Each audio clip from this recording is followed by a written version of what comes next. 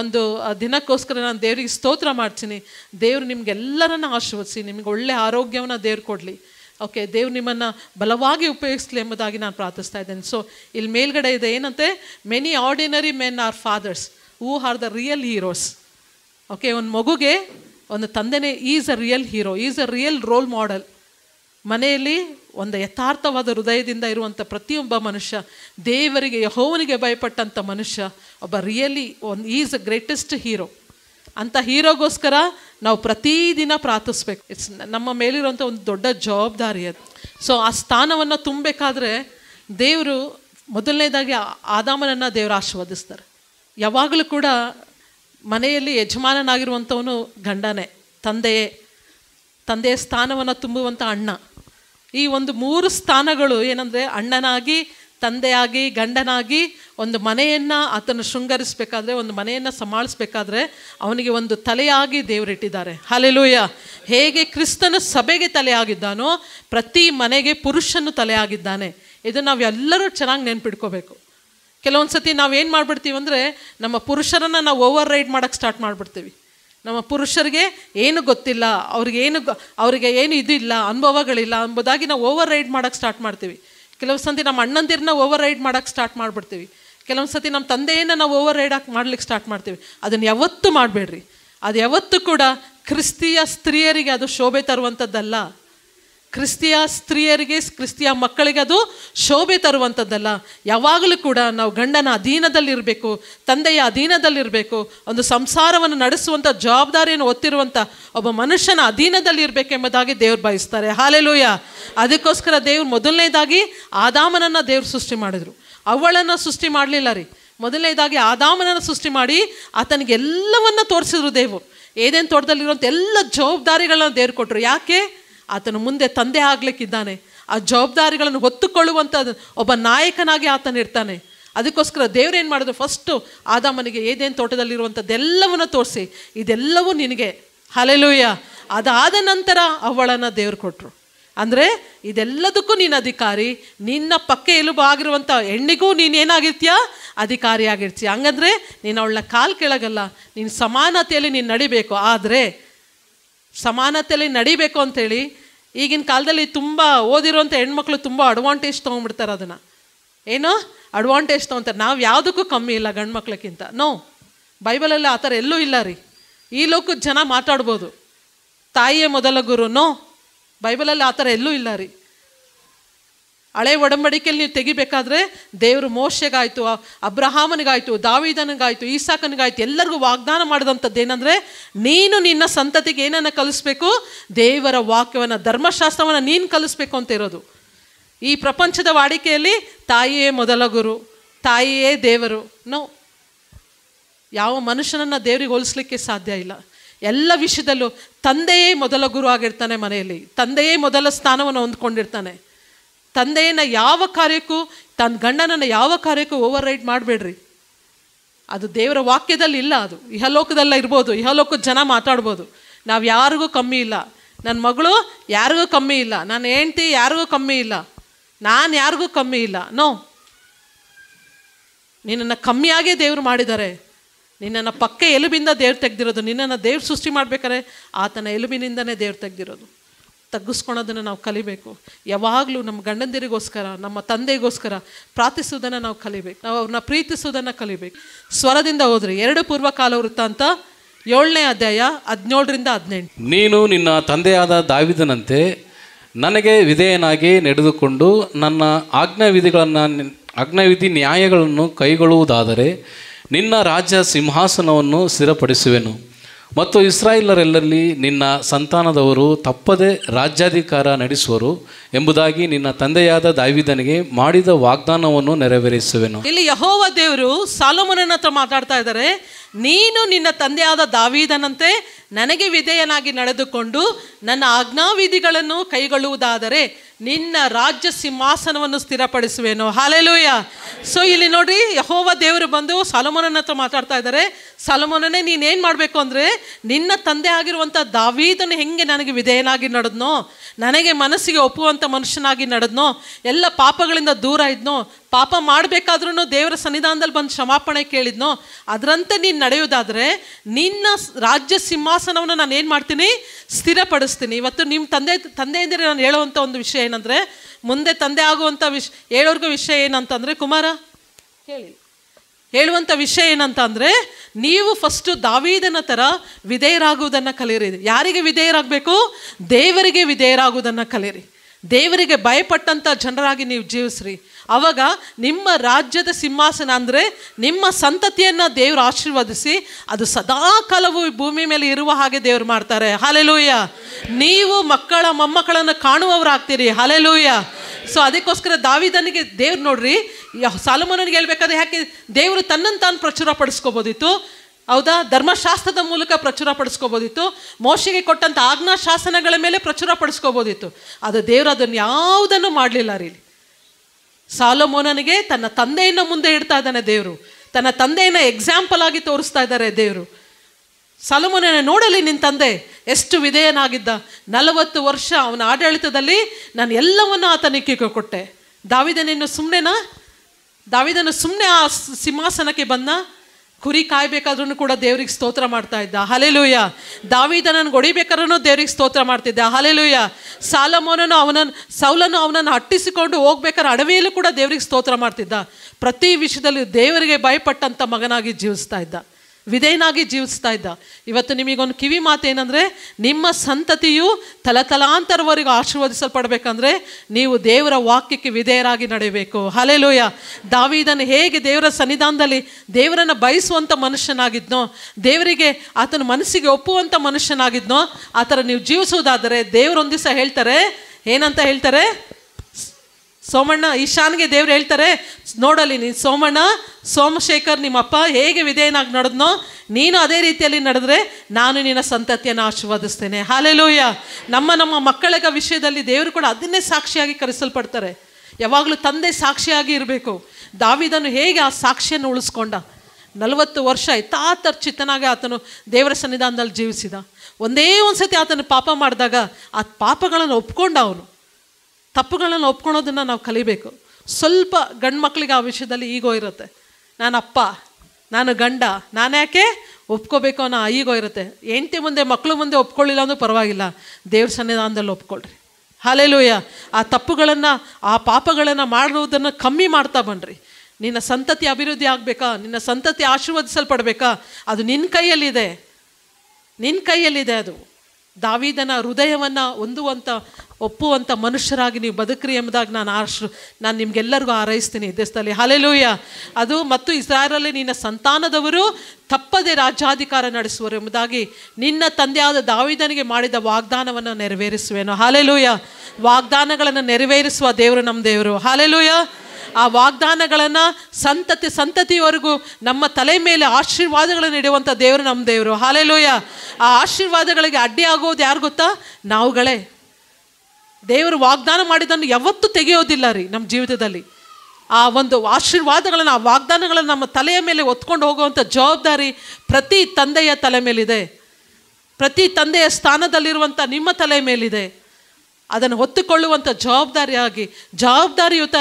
ಆದಂಥ ತಂದೆಗಳಾಗಿ ಅಣ್ಣಂದಿರಾಗಿ ನೀವು ಬದುಕಬೇಕಾಗಿದೆ. ಸೊ ಎರಡನೇದಾಗಿ ಜ್ಞಾನೋಕ್ತಿ 27 ಯಾರಾದರೂ ಹೋದ್ರಿ. ಸದ್ಧರ್ಮಿಯು ನಿರ್ದೋಷವಾಗಿ ನಡೆಯುವನು, ಅವನು ಗತಿಸಿದ ಮೇಲೆಯೂ ಅವನ ಮಕ್ಕಳು ಭಾಗ್ಯವಂತರು. ಎಷ್ಟು ಚೆನ್ನಾಗಿ ದೇವರ ವಾಕ್ಯ ಹೇಳ್ತದೆ ನೋಡ್ರಿ. ದಾವೀದನು ಗತಿಸಿ ಹೋದ್ರೂ, ದಾವೀದನು ಸತ್ತು ಹೋದ್ರೂ ದೇವರು ಸಾಲೊಮೋನನ ಕೈಯಿಂದ ದೇವಾಲಯವನ್ನು ನಿರ್ಮಿಸಿದನು. ಹಲ್ಲೆಲೂಯಾ. ಆತನ ಭಾಗ್ಯವಂತನೇ ಸರಿ. ಆದರೆ ಸಾಲೊಮೋನನು ಆ ಒಂದು ಆಶೀರ್ವಾದಗಳನ್ನು ಕಳ್ಕೊಂಡ್ಬಿಟ್ಟ. ಆತನ ತನ್ನ ಜೀವಿತ ಕಾಲದಲ್ಲಿ ದೇವರನ್ನು ಬಿಟ್ಟು ಅನೇಕ ಅನ್ಯ ದೇವತೆಗಳನ್ನು ದೇವರ ಒಂದು ಸ್ಥಳದಲ್ಲಿ ತಂದು ಅನೇಕ ಸ್ತ್ರೀಯರನ್ನು ಮದುವೆ ಆಗಿ ದೇವರಿಗೆ ವಿರೋಧವಾದ ಪಾಪಗಳನ್ನು ಮಾಡ್ತಾ ಹೋದ. ಅದಕ್ಕೋಸ್ಕರ ಚೆನ್ನಾಗಿ ತಿಳ್ಕೊಳ್ರಿ, ಅದಕ್ಕೋಸ್ಕರ ಆ ಸಿಂಹಾಸನವು ಸ್ಥಿರವಾಗಿ ನಿಲ್ಲಲೇ ಇಲ್ಲ. ಅದೆಲ್ಲವೂ ಹಾಳಾಗೋಯ್ತು. ನೀವು ಓದ್ತಾ ಹೋದರೆ ನಿಜವಾಗ್ಲೂ ಒಂದು ಬಹಳ ದುಃಖಕರವಾದ ಸಂಗತಿ ಏನಂದರೆ, ದಾವೀದನಿಗೆ ಮಾಡಿದಂಥ ವಾಗ್ದಾನವನ್ನು ದೇವರು ಸಾಲೊಮೋನನ ವಿಷಯದಲ್ಲಿ ನೆರವೇರಿಸಿದ್ರು. ಅದು ದೇವರು ಸಾಲೊಮೋನನಿಗೆ ಯಾವತ್ತೂ ವಾಗ್ದಾನ ಮಾಡಲೇ ಇಲ್ಲ ರೀ. ಇಲ್ಲಿ ಹೇಳ್ತಾ ಇದ್ದಾರೆ ದೇವರಷ್ಟೇ, ನಿಮ್ಮ ಅಪ್ಪನ ಥರ ನೀನು ನಡಿ, ನಿನ್ನ ಸಂತಾನದಲ್ಲಿ ನಾನು ಈ ಸಿಂಹಾಸನ ಸ್ಥಿರಪಡಿಸ್ತೀನಿ. ಆದರೆ ಸಾಲೊಮೋನನಿಗೆ ಪ್ರೈವೇಟಾಗಿ ದೇವ್ರು ಎಲ್ಲೂ ಹೇಳಲಿಲ್ಲ ರೀ. ಸಾಲೊಮೋನನ ಅದನ್ನು ಕಳ್ಕೊಂಬಿಟ್ಟ. ಆ ಸಿಂಹಾಸನ ಸ್ಥಿರವಾಗಿ ನಿಲ್ಲೇ ಇಲ್ಲ, ಎಲ್ಲ ಹಾಳಾಗ್ಬಿಡ್ತು. ಯೆರೂಷಲೇಮ್ 2 ಭಾಗವಾಯಿತು. ಅನೇಕ ರಾಜರು ಬಂದರು, ಯಾರು ಕೂಡ ದೇವರಿಗೆ ಒಪ್ಪುವಂಥವರಾಗಿರಲಿಲ್ಲ, ಇಬ್ಬರನ್ನ ಬಿಟ್ಟು. ಆದರೆ ದೇವರ ವಾಕ್ಯಲ್ಲಿ ಹೇಳ್ತದೆ, ಸಧರ್ಮಿಯು ನಿರ್ದೋಷವಾಗಿ ನಡೆಯುವವನು ಅವನು ಗತಿಸಿದ ಮೇಲೆಯೂ ಅವನ ಮಕ್ಕಳು ಭಾಗ್ಯವಂತರು. ಹಲ್ಲೆಲೂಯಾ. ಒಬ್ಬ ಮನುಷ್ಯ ಸಧರ್ಮಿಯಾಗಿ ನಿರ್ದೋಷಕನಾಗಿ ಈ ಲೋಕದಲ್ಲಿ ನಡೆಯುವುದಾದರೆ ನೀವು ಸತ್ರೂ ಕೂಡ ನಿಮ್ಮ ಮಕ್ಕಳು ಭಾಗ್ಯವಂತರಾಗ್ತಾರೆ. ಹಲ್ಲೆಲೂಯಾ. ಆ ಆಶೀರ್ವಾದಗಳನ್ನ ನಿಮ್ಮ ಮಕ್ಕಳಿಗೆ ಕೊಡ್ರಿ. ನಿಮ್ಮ ಮಕ್ಕಳಿಗೆ ನೀವು ಆಸ್ತಿ ಮಾಡ್ಬೋದು, ನಿಮ್ಮ ಮಕ್ಕಳಿಗೆ ನೀವು ಮನೆ ಕೊಡ್ಬೋದು, ನಿಮ್ಮ ಮಕ್ಕಳಿಗೆ ನೀವು ಬೈಕ್ಗಳು ಕೊಡಿಸ್ಬೋದು. ಓಕೆ, ನಿಮ್ಮ ಮಕ್ಳಿಗೆ ಒಂದಿಷ್ಟು ಬಂಗಾರ ಮಾಡಿಡ್ಬೋದು, ನಿಮ್ಮ ಮಕ್ಳಿಗೆ FD ಮಾಡ್ಬೋದು, ಎಲ್ಲನೂ ನೀವು ಮಾಡ್ಬೋದು. ಈ ಲೋಕಕ್ಕೆ ಬೇಕಾಗಿರೋಂಥ ಎಲ್ಲದನ್ನು ನೀವು ಮಾಡ್ಬೋದು. ಆದರೆ ನಿಮ್ಮ ಮಕ್ಕಳು ಈ ಲೋಕದಲ್ಲಿ ಭಾಗ್ಯವಂತರಾಗಿ ನಡಿಬೇಕಾ, ನಿಮ್ಮ ಮಕ್ಕಳು ಭಾಗ್ಯವಂತರಾಗಿ ಆಶೀರ್ವದಿಸಲ್ಪಡಬೇಕಾ, ನೀವು ಸಧರ್ಮಿಗಳಾಗಿ ನಿರ್ದೋಷವಾಗಿ ನಡೆಯಿರಿ. ಈ ಲೋಕದಲ್ಲಿ ದೇವರಿಗೆ ಮನಸ್ಸಿಗೆ ಒಪ್ಪುವಂಥ ಮನುಷ್ಯರಾಗಿ ನೀವು ಬದುಕ್ರಿ. ಅವಾಗಷ್ಟೇ ಆ ಆಶೀರ್ವಾದಗಳು ನಿಮ್ಮ ಮಕ್ಕಳಿಗೆ ಬರ್ತದೆ. ಹಲ್ಲೆಲೂಯಾ. ಅವಾಗಷ್ಟೇ ಆ ಮಕ್ಕಳು ಭಾಗ್ಯವಂತರಾಗಿ ಈ ಲೋಕದಲ್ಲಿ ಜೀವಿಸ್ತಾರೆ. ಆಮೇನ್. ನಿಮ್ಮ ಮಕ್ಕಳು ಭಾಗ್ಯವಂತರಾಗಬೇಕಾ ಬೇಡ? ನನ್ನ ಮಕ್ಕಳಂತ ಆಗಬೇಕು. ಯಾರ ಮಕ್ಕಳು ಆಗಬೇಕಾ ಬೇಡ? ಆಗಬೇಕು. ನಮ್ಮ ಮಕ್ಕಳು ಭಾಗ್ಯವಂತರಾಗಬೇಕು. ಅವ್ರು ಹುಟ್ಟಬೇಕಾದ್ರೇ ನಾವು ಆಸೆ ಪಡ್ತೀವಿ, ನನ್ನ ಮಕ್ಕಳು ಏನೋ ಒಂದು ಆಗಬೇಕು. ಎಷ್ಟೋ ಆಸೆ ಕನಸುಗಳನ್ನ ಕಾಣ್ತೀವಿ. ಅದಕ್ಕೋಸ್ಕರ ಈ ಲೋಕದಲ್ಲಿ ಅವ್ರಿಗೆ ಏನೇನು ಬೇಕೋ ಎಲ್ಲವನ್ನ ನಾವು ರೆಡಿ ಮಾಡ್ತೀವಿ.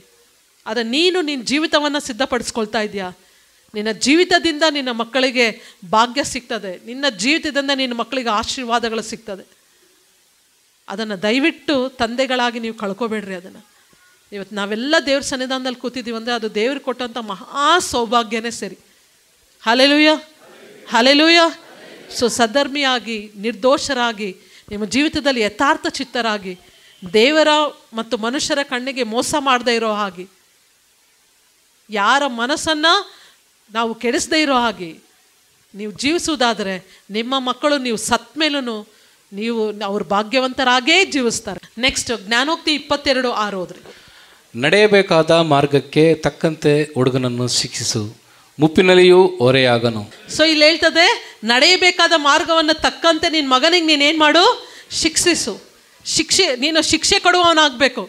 ಯಾವಾಗಲೂ ನೀನು ಮಸಾಲೆ ಹಚ್ಚಬಾರ್ದು ಮಕ್ಕಳಿಗೆ. ನಿನ್ನ ಮಕ್ಕಳು ತಪ್ಪು ಮಾಡ್ತಿದ್ದಾರಾ, ನೀನು ಶಿಕ್ಷಿಸ್ಬೇಕು. ನಿನ್ನ ಮಕ್ಕಳ ತಪ್ಪು ಅಂತ ನಿನಗೆ ಅನ್ನಿಸ್ತಾ ಇದ್ದಾನೆ, ನೀನು ಆ ಮಕ್ಕಳಿಗೆ ಹೇಳಬೇಕಿದ್ದು ನೀನು ತಪ್ಪು ಮಾಡ್ತಿರೋದು ತಪ್ಪು ಇದು. ನೀನು ಇವತ್ತು ನಿನ್ನ ಮಗನಿಗೆ ನೀನು ಶಿಕ್ಷಿಸಲಿಲ್ಲ ಅಂದರೆ, ದೇವರ ವಾಕ್ಯದಿಂದ ನಿನ್ನ ಮಗನನ್ನು ನೀನು ಗದರಿಸಲಿಲ್ಲ ಅಂದರೆ, ನಿನ್ನ ಮಕ್ಕಳಿಗೆ ನೀನು ದೇವರ ವಾಕ್ಯದಿಂದ ನೀನು ಎಚ್ಚರಿಸಲಿಲ್ಲ ಅಂದರೆ, ಒಂದಿನ ಬರ್ತದೆ ನಿನ್ನ ಮಕ್ಕಳು ನಿನ್ನ ಜೊತೆಗೆ ನಿಲ್ಲೋದಿಲ್ಲ. ವಯಸ್ಸಾಗಿರೋ ಕಾಲಕ್ಕೆ ನಿನ್ನ ಮಕ್ಕಳು ನಿನ್ನ ಜೊತೆಗೆ ನಿಲ್ಲೋದಿಲ್ಲ. ಯಾಕಂದರೆ ನೀನು ಶಿಕ್ಷಿಸಲಿಲ್ಲ ಅವ್ರನ್ನ. ನೀನು ಸಧರ್ಮಿಯಾಗಿ ನೀನು ನಿರ್ದೋಷನಾಗಿ ನೀನು ನಡೀಲಿಲ್ಲ ದೇವ್ರ ವಾಕ್ಯದಲ್ಲಿ. ಅದಕ್ಕೋಸ್ಕರ ದೇವ್ರು ಹೇಳ್ತಾರೆ, ನಡೆಯಬೇಕಾದ ಮಾರ್ಗವನ್ನು ನೀನು ಶಿಕ್ಷಿಸು ಹುಡುಗನಿಗೆ.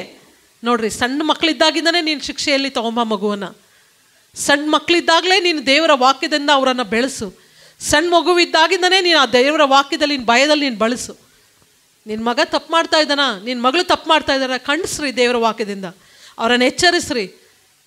ಅವರಿಗೆ ಇದು ಸರಿ ಇದು ತಪ್ಪು ಎಂಬುದಾಗಿ ನೀವೇ ಹೇಳಬೇಕು. ತಂದೆಯಾಗಿ ನೀವೇ ಹೇಳಬೇಕು. ನಿಮ್ಮ ಜವಾಬ್ದಾರಿ ಅದು. ದೇವರು ಅದಕ್ಕೋಸ್ಕರ ನಿಮಗೆ ಒಂದು ದೊಡ್ಡ ರೆಸ್ಪಾನ್ಸಿಬಿಲಿಟಿನ ಕೊಟ್ಟಿದ್ದಾರೆ. ಮೋಸ್ಟ್ಲಿ ದಾವೀದನೇನಾದರೂ ಸೊಲೊಮೋನನ ಸಮಯದಲ್ಲಿ ಇದ್ದಿದ್ರೆ ಖಂಡಿತವಾಗಿ ದಾವೀದನ ಹೇಳ್ತಾ ಇದ್ನೇನೋ, ಇದು ನೀನು ಮಾಡ್ತಾ ಇರೋದು ವಿಷಯಗಳು ತಪ್ಪು ಅಂತ ಅವನಿಗೆ ಹೇಳಲಿಕ್ಕೆ ತಂದೆ ಇರಲಿಲ್ಲ. ಅವನು ತನ್ನ ಮನಸ್ಸನ್ನು ಕೆಡಿಸ್ಕೊಂಡ್ಬಿಟ್ಟ. ದೇವರು ವಾಗ್ದಾನ ಮಾಡಿದಂಥ ದೇಶವನ್ನು ಅವನು ಉಳಿಸ್ಕೊಳ್ಳಿಲ್ಲ. ಅವನು ದೇವರ ಶಿಕ್ಷೆನ, ದೇವರ ಪ್ರತಿಯೊಂದು ವಾಕ್ಯವನ್ನು ಆತನು ಗ್ರಹಿಸಿಕೊಂಡಾಗಲೂ, ದೇವರಂಥ ಜ್ಞಾನವನ್ನು ಕೊಟ್ಟಾಗಲೂ ಅದನ್ನು ಉಳಿಸ್ಕೊಳ್ಳಿಲ್ಲ. ನೋಡಿರಿ, ಸೊಲೊಮೋನನ ಗತಿಯೇ ಹಾಗಾದರೆ, ನಮ್ಮ ಮಕ್ಕಳನ್ನ ನಾವು ಶಿಕ್ಷಿಸಲಿಲ್ಲ ಅಂದರೆ ನಮ್ಮ ಮಕ್ಕಳ ಮುಂದಿನ ಜೀವಿತಗಳನ್ನು ನಾವೇ ಯೋಚಿಸ್ಬೇಕಾಗಿದೆ. ಅವರನ್ನು ಕಟ್ಟುವಂಥ ಮನುಷ್ಯರಾಗಿ ದೇವರು ನಿಮ್ಮನ್ನು ಪ್ರತಿದಿನ ನಿಮ್ಮನ್ನು ಆಶೀರ್ವದಿಸಲಿ. ಹಲ್ಲೆಲೂಯಾ. ನಡೆಯಬೇಕಾದ ಮಾರ್ಗಕ್ಕೆ ತಕ್ಕಂತೆ ಹುಡುಗನನ್ನು ಶಿಕ್ಷಿಸು, ಮುಪ್ಪಿನಲ್ಲಿ ಏನಾಗ್ತಾನೆ? ಹೊರೆ ಆಗ್ತಾನೆ. ಮನೇಲಿ ನೀವು ಕಲಿಸ್ರಿ ಅದನ್ನು. ನಿಮ್ಮ ಸಭಾಪಾಲಕರು, ನಿಮ್ಮ ಮನೇಲಿ ಯಾರೇ ದೊಡ್ಡವ್ರು ಬಂದು ಪ್ರೈಸ್ ಲಾರ್ಡ್ ಹೇಳೋದನ್ನು ಕಲಿಸ್ರಿ. ಮನೆಯಲ್ಲಿ ಪ್ರಾರ್ಥನೆ ಅಂದ ತಕ್ಷಣ ಬಂದು ನಿಮ್ಮ ಜೊತೆಗೆ ಪ್ರಾರ್ಥಿಸೋದನ್ನು ಕಲಿಸ್ರಿ. ಹೊರಗಡೆ ಎಲ್ಲೇ ಹೋದಾಗಲೂ ಶಿಕ್ಷಕನಾಗಿ ಅವನ ಮಗ ಬೆಳೀತಾ ಹೋಗ್ಬೇಕಾದ್ರೆ ಆ ಅನುಭವದಲ್ಲಿ ಪ್ರತಿಯೊಂದು ನಿಮ್ಮ ಅನುಭವಗಳನ್ನು ಹೇಳ್ತಾ ಆ ಮಗನನ್ನು ಬೆಳೆಸ್ರಿ. ನಿಮ್ಮ ಕಷ್ಟಗಳನ್ನು ಹೇಳ್ತಾ ಆ ಮಗನನ್ನು ಬೆಳೆಸ್ರಿ. ತುಂಬ ವಾಡಿಕೆಯಾಗಿ ಹೇಳ್ತಾರೆ ಜನ. ನಾವು ಕೆಲವೊಂದು ಸತಿ ಹೇಳ್ಬಿಡ್ತೀವಿ, ನಾನು ಕಷ್ಟಪಟ್ಟಂಗೆ ಹೇಳ್ರಿ, ಆನ್ಸರ್ ಹೇಳ್ರಿ, ನಾನು ಕಷ್ಟಪಟ್ಟಂಗೆ ನಮ್ಮ ಮಕ್ಕಳು ಕಷ್ಟಪಡಬಾರ್ದು. ನಮ್ಮ ಮಕ್ಕಳು ಯಾವಾಗಲೂ ಏನಾಗಿರಬೇಕು? ಸುಖವಾಗಿರಬೇಕು. ಅದೇ ನೋಡ್ರಿ ಸ್ವಲ್ಪ ಮಿಸ್ಟೇಕ್ಸ್ ನಾವು ಮಾಡೋದು. ನಾವು ಕಷ್ಟಪಟ್ಟಂಗೆ ನಮ್ಮ ಮಕ್ಕಳಿಗೆ ಕಷ್ಟವನ್ನು ತಿಳಿಸ್ಬೇಕು. ನಮ್ಮ ಕಷ್ಟವನ್ನು ನಾವೇನು ಮಾಡಬೇಕು? ತಿಳಿಸ್ಬೇಕು. ಕಷ್ಟಪಡೋದು ಬೇಡ, ಆದರೆ ನಿನ್ನ ಕಷ್ಟನ ನೀನು ತಿಳಿಸ್ಬೇಕು ಅವರಿಗೆ. ರೋಶ್ನಿ ಏನಾದರೂ ಕೇಳಿದ ತಕ್ಷಣ ನಾವು ತಂದ್ಕೊಡ್ಲಿಲ್ಲ ಅಂದರೆ ಅವಳು ಒಂದು ಸ್ವಲ್ಪ ಬೇಸರ ಆದರೆ ಪಾಸ್ಟರ್ ಕರೀತಾರೆ ಅವಳಿಗೆ. ಅಟ್ಲೀಸ್ಟ್ ಇದೊಂದು 15 days ಒನ್ಸ್ ನಮ್ಮ ಮನೇಲಿ ಇದು ಪ್ರೋಸೆಸ್ ಆಗ್ತಾ ಇರುತ್ತೆ. ಕರೀತಾರೆ ಅವಳನ್ನ, ಕರೆದು ಮುಂದೆ ಕೂರಿಸಿ ಹೇಳ್ತಾರೆ, ನಿನ್ನ ವಯಸ್ಸಲ್ಲಿ ನಾನು ಏನು ಮಾಡ್ತಿದ್ದೆ ಗೊತ್ತಾ? ಪೇಪರ್ ಹಾಕ್ತಾಯಿದ್ದೆ. ನಿನ್ನ ವಯಸ್ಸಲ್ಲಿ ಸೈಕಲ್ ಇರಲಿಲ್ಲ, ಇವ್ರ ಹತ್ರ ಹೋಗಿ ಭಿಕ್ಷೆ ಬೇಡಿ ಸೈಕಲ್ ತಂದು ಹಾಲು ಹಾಕಿ ಪ್ಯಾಕೆಟ್ ಹಾಲು ಹಾಕ್ತಾಯಿದ್ದೆ ನಾನು. ನಿನ್ನ ವಯಸ್ಸಲ್ಲಿ ನಾನು ಪ್ರತಿ ವಾರ 2 ತಿಂಗಳು ನಾನು ಏನು ಮಾಡ್ತಿದ್ದೆ? ದುಡಿತಿದ್ದೆ ನಾನು.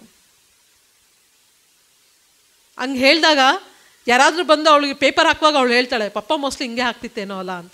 ಆ ಕಷ್ಟಗಳನ್ನು ತಿಳಿಸ್ರಿ. ಕಷ್ಟದಿಂದ ಬೆಳೆಸ್ಬೇಡ್ರಿ, ಆದರೆ ಕಷ್ಟವನ್ನು ತಿಳಿಸಿ ಬೆಳೆಸ್ರಿ. ಹಾಲೆಲೂಯ. ನಿಮ್ಮ ಕಷ್ಟ ತಿಳಿಬೇಕು ಮಕ್ಕಳಿಗೆ. ಎಲ್ಲನೂ ಸುಖಕರವಾಗಿತ್ತು ಅಂತಂದರೆ ಅವ್ರ ಜೀವಿತದಲ್ಲಿ ಅವ್ರು ಏನು ಕಲಿಯಲ್ಲ ರೀ, ಏನು ಕಲಿಯಲ್ಲ ಅವರು. ಅದಕ್ಕೆ ಹೇಳ್ತಿರೋದು, ನಡೆಯಬೇಕಾದ ಮಾರ್ಗವನ್ನು ತಕ್ಕಂತೆ ಹುಡುಗನನ್ನು ಶಿಕ್ಷಿಸು. ನೀನು ಅವನಿಗೆ ಶಿಕ್ಷೆ ಕೊಟ್ಟು ನೀನು ಶಿಕ್ಷಿಸು. ಅವನಿಗೆ ಪ್ರತಿಯೊಂದು ವಿಷಯಗಳನ್ನು ದೇವರ ವಾಕ್ಯದಿಂದ ಆ ಮಗನಿಗೆ ನೀನು ತಿಳಿಯಪಡಿಸು. ಆವಾಗಷ್ಟೇ ನಿಮ್ಮ ಮಕ್ಕಳು ಜ್ಞಾನವಂತರಾಗ್ತಾರೆ. ನಿಮ್ಮ ಮಕ್ಕಳಿಗೆ ನಿಮ್ಮ ಬೆಲೆ ಗೊತ್ತಾಗುತ್ತೆ. ತಂದೆ ಬೆಲೆ ಗೊತ್ತಾಗಬೇಕಂದ್ರೆ ಅದು ಬಹಳಷ್ಟು ಕಷ್ಟ ರೀ ಅದು. ಯಾಕಂದರೆ ತಂದೆ, ನಾನು ಫಸ್ಟೇ ಹೇಳಿದೆ, ಯಾವುದನ್ನು ಆತನ ಹೇಳ್ಕೊಳೋದಿಲ್ಲ. ಆದರೆ ಆ ಬೆಲೆ ತಿಳ್ಕೊಬೇಕಂದ್ರೆ ನಾವು ಆ ಲೆವೆಲಿಗೆ ಹೋದಾಗ ನಮಗೆ ಆ ಬೆಲೆ ಗೊತ್ತಾಗುತ್ತೆ. ಅಲ್ಲಿ ಇದಕ್ಕೆ ಹೋಗೋ ತನಕ ನಮ್ಮ ತಂದೆ ನಾವು ಕಳ್ಕೊಂಡ್ಬಿಟ್ಟಿರ್ತೀವಿ ಕೆಲವೊಂದು ಸತಿ. ನಿಮ್ಮ ಮಕ್ಕಳನ್ನು ಶಿಕ್ಷಾವಂತರಾಗಿ ನೀವು ಮಾಡಿರಿ, ನಿಮ್ಮ ಮಕ್ಕಳನ್ನು ಜ್ಞಾನವಂತರನ್ನಾಗಿ ನೀವು ಮಾಡಿರಿ. ಹಾಲೆಲೂಯ. ಸೊ ನೆಕ್ಸ್ಟ್ ವಾಕ್ಯ ಹೇಳ್ತದೆ, ಕೀರ್ತನೆ 103:13. ತಂದೆಯು ಮಕ್ಕಳನ್ನು ಕನಿಕರಿಸುವಂತೆ ಯೆಹೋವನು ತನ್ನಲ್ಲಿ ಭಯಭಕ್ತಿ ಉಳ್ಳವರನ್ನು ಕನಿಕರಿಸುತ್ತಾನೆ. ನಾವು ಹೇಗೆ ತಂದೆಯಂದಿರು ತನ್ನ ಮಕ್ಕಳನ್ನು ಕನಿಕರಿಸ್ತಾರೋ, ಯೆಹೋವ ದೇವರು ತನ್ನಲ್ಲಿ ಭಯಭಕ್ತಿ ಉಳ್ಳವರನ್ನು ಕನಿಕರಿಸುವ ದೇವರಾಗಿದ್ದಾರೆ. ಹಾಲೆಲೂಯ. ಜೋರಾಗಿ ಹಾಲೆಲೂಯ. ನಾವು ಯಾವಾಗಲೂ ತಂದೆಯ ಆ ಹೃದಯದ ಕನಿಕರದ ಹೃದಯವನ್ನು ನಾವು ಹೊಂದ್ಕೊಂಡಿರ್ಬೇಕು. ನೋಡ್ರಿ, ವಾಕ್ಯ ಹೇಳ್ತದೆ ತಂದೆ ಕನಿಕರಿಸುವಂತೆ, ಆದರೆ ಈ ಪ್ರಪಂಚ ಹೇಳ್ತದೆ ಹೆಣ್ಣಿಗೆ ಜಾಸ್ತಿ ಕನಿಕರ ಅಂತ ಹೇಳ್ತದೆ. ಸೊ ಯಾವುದು ಇದು ಕರೆಕ್ಟ್? ಯಾವುದು ಈಗ ಹಾಗಾದರೆ ಕರೆಕ್ಟ್ ಯಾವುದಾಗಾದ್ರೆ? ದೇವರ ವಾಕ್ಯ ಕರೆಕ್ಟಾ? ಪ್ರಪಂಚ ಹೇಳೋದು ಕರೆಕ್ಟಾ? ತಾಯಿ ಕನಿಕರ, ನಮ್ಮಮ್ಮ ಭಾಳ ಕನಿಕರ, ನಮ್ಮಮ್ಮ ಭಾಳ ಇದು ನೋವು ಮಾಡ್ಕೊತಾಳೆ. ಯಾಕಂದರೆ ಅಮ್ಮ ಹತ್ತು ಬಿಡ್ತಾಳೆ ಅಷ್ಟೇ. ಅಮ್ಮ ಹತ್ತು ಆ ಕಣ್ಣೀರೆಲ್ಲ ಸುರಿಸ್ಬಿಡ್ತಾಳೆ ಮಕ್ಕಳ ಮುಂದೆ. ಆವಾಗ ಅಪ್ಪ ವಿಲನ್ ಥರನೇ ಕಾಣಿಸ್ತಾ ಇರ್ತಾನೆ ಮಕ್ಕಳಿಗೆ. ಅಪ್ಪ ಹೆಂಗೆ ಕಾಣಿಸ್ತಾ ಇರ್ತಾನೆ? ವಿಲನ್. ನಮ್ಮಮ್ಮನ ಏನು ಮಾಡ್ತಾ ಇದ್ದಾನೆ? ಅಳಿಸ್ತಾ ಇದ್ದಾನೆ. ಆದರೆ ಅಪ್ಪ ಒಳಗೆ ಅಳ್ತಾ ಇರೋದು ಯಾರಿಗೂ ಕಾಣಿಸಲ್ಲ ರೀ. ಅಪ್ಪ ಒಳಗೆ ಅಳ್ತಾ ಇರೋದು ಯಾರಿಗೂ ಕಾಣಿಸಲ್ಲ. ಅಮ್ಮನ್ನ ಅಪ್ಪ ಯಾಕೆ ಅಳಿಸ್ತಾ ಇದ್ದಾನೆ ಅನ್ನೋದನ್ನು ಫಸ್ಟ್ ನಾವು ಅರ್ಥ ಮಾಡ್ಕೋಬೇಕು. ನಾವು ಹೆಣ್ಮಕ್ಳಂತೂ ಫಸ್ಟು ನಮ್ಮಮ್ಮನಿಗೆ ಕೈ ಎತ್ಬಿಡ್ತೀವಿ. ನಾವು ಅಮ್ಮಂದಿರಿಗೆ ಕೈ ಎತ್ಬಿಡ್ತೀವಿ. ನಮ್ಮಮ್ಮ ಒಂದು ಸತಿ ಗೊಳೋ ಅಂತ ಹತ್ಬಿಟ್ರು ಅಂದರೆ ಹೋಗಿ ನಮ್ಮ ಅಪ್ಪನಿಗೆ ಬೈದ್ಬಿಡ್ತಿದ್ದೆ ನಾನು, ಯಾಕೆ ಪಾಪ ಹಂಗೆ ಮಾಡ್ತೀಯಾ? ಈ ವಯಸ್ಸಲ್ಲೂ ನಮ್ಮಮ್ಮ ಎಷ್ಟು ಕೆಲಸ ಮಾಡ್ತೈತೆ. ನಮ್ಮಪ್ಪ ಮಾಡಿದ್ದು ಮರ್ತೋಗ್ಬಿಡ್ತೆ ನಮಗೆಲ್ಲ. ನಮ್ಮಪ್ಪ ಬೆಳಗ್ಗೆ 5 ಗಂಟೆಗೆ ಎದ್ದು ವ್ಯಾಪಾರಕ್ಕೆ ಹೋಗ್ತಾನೆ, ಅದನ್ನು ನಾವು ಮರ್ತೋಗ್ಬಿಡ್ತೀವಿ. ಆದರೆ ನಮ್ಮಮ್ಮ ಮನೇಲಿದ್ದು ನನಗೊಂದು ಚಿಕನ್ ಬಿರಿಯಾನಿ ಮಾಡಿಕೊಟ್ಬಿಟ್ರೆ ಐ ಮಮ್ಮಿ ಈಸ್ ಗ್ರೇಟ್. ಆಯಪ್ಪ ಅಷ್ಟು ಟೆನ್ಷನಲ್ಲಿ ವ್ಯಾಪಾರಕ್ಕೆ ಹೋಗಿ ಬಂದಿರ್ತಾನೆ, ಏನೋ ಒಂದು ಮಾತಲ್ಲಿ ಏನೋ ಬೈದ್ಬಿಡ್ತಾನೆ. ಅಮ್ಮ ಗೊಳೋ ಅಂತ ಹತ್ತಿದ ತಕ್ಷಣ ನಮ್ಮ ಅಪ್ಪನಿಗೆ ಎಷ್ಟು ಸೊಕ್ಕು ನೋಡು. ನಮ್ಮಮ್ಮ ಪಾಪ ಬೆಳಗಿಂದ ಅಷ್ಟು ಕೆಲಸ ಮಾಡ್ತಾಳೆ, ನಮ್ಮಪ್ಪ ಬಂದು ಬೈತಾನೆ. ಅದು ಅಪ್ಪ ಯಾಕೆ ಬೈತಾನೆ? ಅಪ್ಪನ ಹೃದಯದಲ್ಲಿ ಏನಿದೆ ಅದು ನಾವು ಅರ್ಥ ಮಾಡ್ಕೊಳೋದ್ರಲ್ಲಿ ಸೋತ್ಬಿಡ್ತೀವಿ ಕೆಲವೊಂದು ಸತಿ. ಯಾಕಂದರೆ ಪ್ರಪಂಚ ನಮಗೇನು ತೋರಿಸ್ತಾ ಇದೆ ಗೊತ್ತಾ? ಅಮ್ಮನಷ್ಟೇ ತೋರಿಸ್ತಾ ಇದೆ ಪ್ರಪಂಚ ಅಲ್ವಾ? ಅಮ್ಮನ್ನಷ್ಟೇ ತೋರಿಸ್ತಾ ಇದೆ ಪ್ರಪಂಚ. ನೀವು ಯಾವುದು ಪಿಕ್ಚರಲ್ಲಿ ತೊಗೊಳ್ರಿ, ಅಮ್ಮಂದು ಆಡನೇ, ಅಪ್ಪಂದೆಲ್ಲೂ ಇಲ್ಲ. ಹಂಗಾಗಿ ಎಲ್ಲರಿಗೂ ಏನಂದರೆ ಉದ್ವೇಗ ಒಂಥರ ತಾಯಿ ಅಂದ್ಬಿಟ್ರೆ, ರೈಟ್? ತಾಯಿನೇ, ತಾಯಿ ಸ್ಥಾನವನ್ನು ಯಾರೂ ತುಂಬಲಿಕ್ಕಾಗಲ್ಲ. ಆದರೆ ತಾಯಿಗೆ ಮೀರಿರುವಂಥ ಒಂದು ಸ್ಥಾನ ಇದೆ, ಅದು ಯಾರು? ತಂದೆ ಆಗಿರ್ತಾನೆ. ಅದಕ್ಕೋಸ್ಕರ ದೇವ್ರು ಮೊದಲನೇದಾಗ ಆದಾಮನನ್ನು ಸೃಷ್ಟಿ ಮಾಡ್ದ. ಅದನ್ನೇ ನಾನು ನಿಮಗೆ ಫಸ್ಟ್ ಹೇಳಿದ್ದು. ಆದಾಮನಿಗೆ ಕೊಟ್ಟಂಥ ಎಲ್ಲ ವಿಷಯದಲ್ಲಿ ಅವನು ಜವಾಬ್ದಾರಿಯನ್ನು ಹೊತ್ಕೊಳ್ಬೇಕಾಗ್ತಿತ್ತು. ಓಕೆ, ಆದಾಮನಿಗಿದ್ದದ್ದು. ಅದಕ್ಕೆ ದೇವ್ರು ಹೇಳ್ತಾರೆ, ತಂದೆ ಮಕ್ಕಳನ್ನು ಕನಿಕರಿಸುವಂತೆ ಯೆಹೋವನ ತನ್ನಲ್ಲಿ ಭಯಭಕ್ತಿ ಉಳ್ಳವರನ್ನು ಕನಿಕರಿಸ್ತಾನಂತೆ. ಸೊ ವಾಕ್ಯದ ಪ್ರಕಾರ ಜಾಸ್ತಿ ಕನಿಕರ ಯಾರಿಗಿರುತ್ತಂದರೆ ತಂದೆಯಂದಿರಿಗಿರುತ್ತೆ. ಆದರೆ ಕಣ್ಣೀರಲ್ಲಿ ಸೋತು ಬಿಡ್ತೀವಿ ನಾವು ಒಂದೊಂದ್ಸತಿ. ಹಲ್ಲೆಲೂಯ. ಕನಿಕರ ಉಳ್ಳಂಥ ಹೃದಯವನ್ನು ದೇವ್ರು ನಿಮ್ಗೆಲ್ಲರಿಗೂ ಕೊಟ್ಟಿದ್ದಾರೆ. ನಿಮ್ಮನ್ನೆಲ್ಲರನ್ನ ದೇವರು ಆಶೀರ್ವದಿಸಲಿ. ಹಲ್ಲೆಲೂಯ. ಸೊ ನೆಕ್ಸ್ಟ್ ಜ್ಞಾನೋಕ್ತಿ 23:24. ಧರ್ಮೀಯ ತಂದೆಯು ಅತಿ ಸಂತೋಷ ಪಡುವನು, ಜ್ಞಾನಿಯನ್ನು ಎತ್ತವನು ಅವನಲ್ಲಿ ಆನಂದಿಸುವನು. ಧರ್ಮಿಯಾದ ತಂದೆಯು ಅತೀ ಸಂತೋಷ ಪಡ್ತಾನಂತೆ. ಯಾಕಂದರೆ ಅವನು ಜ್ಞಾನವಂತನಾದ ಮಗಳನ್ನ ಏನು ಮಾಡ್ತಾ ಇದ್ದಾನಂತೆ? ಹೆತ್ತಿದ್ದಾನೆ. ಹಲ್ಲೆಲೂಯ. ನಮ್ಮ ಮಕ್ಕಳು ಜ್ಞಾನವಂತರಾಗಿ ಒಂದು 4 ಜನ ಮುಂದೆ ನಿಂತು ಅವ್ರು ಹೊಗಳಿಸ್ಕೊಳ್ಬೇಕಾದ್ರೆ ಆ ಜ್ಞಾನವನ್ನು ನೋಡಿ ಧರ್ಮಿಯ ತಂದೆಯು, ನಾನು ಚೆನ್ನಾಗಿ ಅರ್ಥ ಮಾಡ್ಕೊಳ್ರಿ, ಧರ್ಮದಲ್ಲಿ ನಡೆಯುವಂಥ ತಂದೆ, ಧರ್ಮಕರವಾದಂಥ ವಿಷಯಗಳನ್ನು ಆಸಕ್ತಿ ಉಳ್ಳವನಾದಂಥ ತಂದೆ, ಧರ್ಮದಲ್ಲಿ ವಿಷಯದಲ್ಲಿ ಹೆಚ್ಚಾಗಿ ತನ್ನ ನಂಬಿಕೆಯನ್ನು ಇಡುವಂಥ ತಂದೆ ಯಾವಾಗಲೂ ತನ್ನ ಮಕ್ಕಳಲ್ಲಿ ಸಂತೋಷ ಪಡುವನಾಗಿರ್ತಾನೆ. ಅಧರ್ಮದಲ್ಲಿ ನೀವು ನಡೆಯೋದಾದರೆ ನಿಮ್ಮ ಮಕ್ಕಳು ಕೂಡ ಅದೇ ದಾರಿಯಲ್ಲಿ ನಡೀತಿದ್ದಾಗ ಅದಕ್ಕೆ ನೀವು ಶಿಕ್ಷಿಸ್ಲಿಕ್ಕೆ ಸಾಧ್ಯ ಆಗೋದಿಲ್ಲ ರೀ. ಮಕ್ಕಳು ಒಂದು ಸ್ಥಾನಕ್ಕೆ ಬಂದಾಗ ಮಾತಾಡ್ಬಿಡ್ತಾರೆ, ನನಗೇನು ಹೇಳ್ತೀಯಪ್ಪ, ನೀನು ಅದೇ ತಾನೇ ಮಾಡ್ತಾ ಇರೋದು ಅಂತ. ಒಂದು ಸ್ಥಾನದಲ್ಲಿ ಬಂದಾಗ ಅಲ್ಲಿ ತನಕ ನಿಮ್ಮ ಮಕ್ಕಳನ್ನ ಬಿಡಬೇಡ್ರಿ. ಅಯ್ಯೋ ನನ್ನ ಮಗ ಮಾತಾಡ್ಬಿಟ್ಟ, ಅಯ್ಯೋ ನನ್ನ ಮಗ ಹಂಗನ್ಬಿಟ್ಟ. ಯಾಕಂದ ನಿಮ್ಮ ಮಗ? ನೀನು ಧರ್ಮ ಕಾರ್ಯದಲ್ಲಿ ನೀನು ನಡೀತಾ ಇಲ್ಲ. ಧರ್ಮ ಎಂಬುದು ನಿನ್ನ ಜೀವಿತದಲ್ಲಿ ಇಲ್ಲ. ದೇವರ ವಾಕ್ಯ ಇಲ್ಲ, ಪ್ರಾರ್ಥನೆ ಇಲ್ಲ, ಓಕೆ, ಒಂದು ದೇವರ ಭಯಭಕ್ತಿ ಇಲ್ಲ. ನೀನು ಎಕ್ಸಾಂಪಲ್ ಆಗಿ ತೋರಿಸಿದಾಗ ಮಾತ್ರ ನಿನ್ನ ಮಗ ನಿನಗೆ ಕೊನೆ ತನಕ ಎದುರ್ತಾನೆ. ನಮ್ಮ ಅಪ್ಪನಿಗೆ ನಾವು ಕೊನೆ ತನಕ ಎದುರ್ತಿದ್ವಿ. ನಾವು ಆಲ್ಮೋಸ್ಟ್ ಅವ್ರ ಸಾಯೋ ತನಕ ನಾವು ಎದುರ್ತೀವಿ ನಮ್ಮ ಅಪ್ಪನಿಗೆ. ಅವ್ರ ಸಾಯೋ ತನಕನೂ ಕೂಡ ದೇವ್ರ ವಾಕ್ಯವನ್ನು ಓದಿದ್ದಾರೆ. ಕೊನೆ ಟೈಮಲ್ಲಿ 1-2-3 ದಿನ ಆಗದಿಲ್ದಾಗ ಶೈನಿಗೆ ಕರೆಸಿ ನೀನು ವಾಕ್ಯ ಓದು, ನಾನು ಕೇಳಿಸ್ಕೋಬೇಕು. ದೇವರ ಭಯಭಕ್ತಿಯಲ್ಲಿ ಇರಬೇಕಾದ್ರೆ ಆಟೋಮೆಟಿಕ್ಲಿ ನಿಮ್ಮ ಮಕ್ಕಳು ಎದುರ್ತಾರೆ. ನೀವು ಯಾವುದಕ್ಕೂ ಚಿಂತೆ ಪಡಬೇಡ್ರಿ. ನನ್ನ ಮಕ್ಕಳು ನನ್ನ ನೋಡಿ ಎದುರಲ್ಲ, ನನ್ನ ಮಕ್ಕಳು ನನಗೆ ಎದುರ್ತ್ರ ಮಾತಾಡ್ತಾರೆ, ನನ್ನ ಮಕ್ಕಳು ನನಗೆ ಬಾಯಿ ಬಂದಂಗೆ ಏನಾದ್ರು ಹೇಳ್ತಾರೆ, ಅದನ್ನು ನಿಮ್ಮ ಬಾಯಿಂದ ಬರಲೇಬಾರ್ದು. ನಿನ್ನ ಧರ್ಮದಲ್ಲಿ ನೀನು ನಡಿ, ದೇವರ ವಾಕ್ಯದಲ್ಲಿ ನೀನು ನಡಿ, ದೇವರ ಬಲದಲ್ಲಿ ನೀನು ನಡಿ, ದೇವರ ಪ್ರಾರ್ಥನೆಯಲ್ಲಿ ನೀನು ನಡಿ.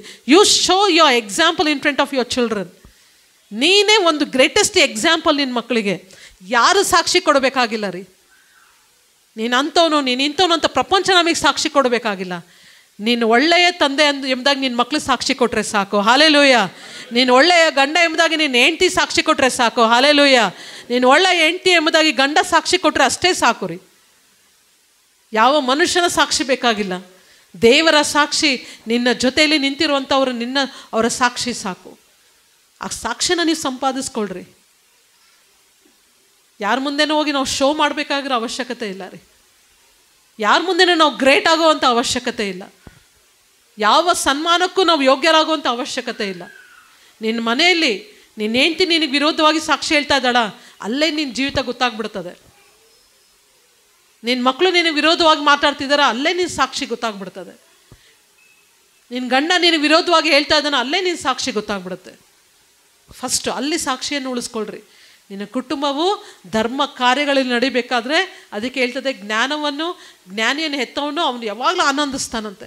ಯಾವಾಗ ಜ್ಞಾನ ಬರ್ತದೆ ಮಕ್ಕಳಿಗೆ? ಯಾವಾಗ ಸೊಲೊಮೋನನಿಗೆ ಜ್ಞಾನ ಬಂತ ಹೇಳ್ರಿ? ಅವನ ತಂದೆ ಧರ್ಮವಾಗಿ ನಡೆದ. ಹಾಲೆಲೂಯ. ದೇವರಿಗೆ ಒಪ್ಪುವ ಮನುಷ್ಯನಾಗಿ ನಡೆದ. ಹಾಲೆಲೂಯ. ದೇವರು ಅವನಿಗೊಂದು ಪ್ರಾಮಿಸ್ ಮಾಡಿದ್ರು, ಈ ಒಂದು ಸಿಂಹಾಸನವನ್ನು ನಿನ್ನ ಮಗನ ಮೊಮ್ಮಕ್ಕಳವರೆಗೂ ನೀನು ನೋಡ್ತೀಯ ಎಂಬುದಾಗಿ ದೇವರು ಒಂದು ಪ್ರಾಮಿಸ್ ಮಾಡಿದರು. ಆ ಪ್ರಾಮಿಸ್ನ ದೇವ್ರು ಸೊಲೊಮೋನನಲ್ಲಿ ನೆನೆಸ್ಕೊಂಡ್ರು. ಅವನಿಗೆ ಜ್ಞಾನ ಬೇಕಾಗಿತ್ತು. ಅವನು ತುಂಬ ಸಣ್ಣ ಹುಡುಗ ಇದ್ದ. ಅವನು ಪ್ರಾರ್ಥನೆ ಮಾಡಿದ ತಕ್ಷಣ ದೇವ್ರ ಜ್ಞಾನವನ್ನು ಕೊಟ್ಟ. ಯಾರನ್ನ ನೆನೆಸಿ ಕೊಟ್ಟ ದೇವರು? ಯಾರನ್ನ ನೆನೆಸಿ ಕೊಟ್ಟ?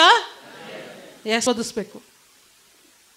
ಇವತ್ತು ರುದ್ರನಾಯಕ್ ಬ್ರದರ್ ಇದೆ, 3 ಜನ ಮಕ್ಕಳಿದ್ದಾರೆ.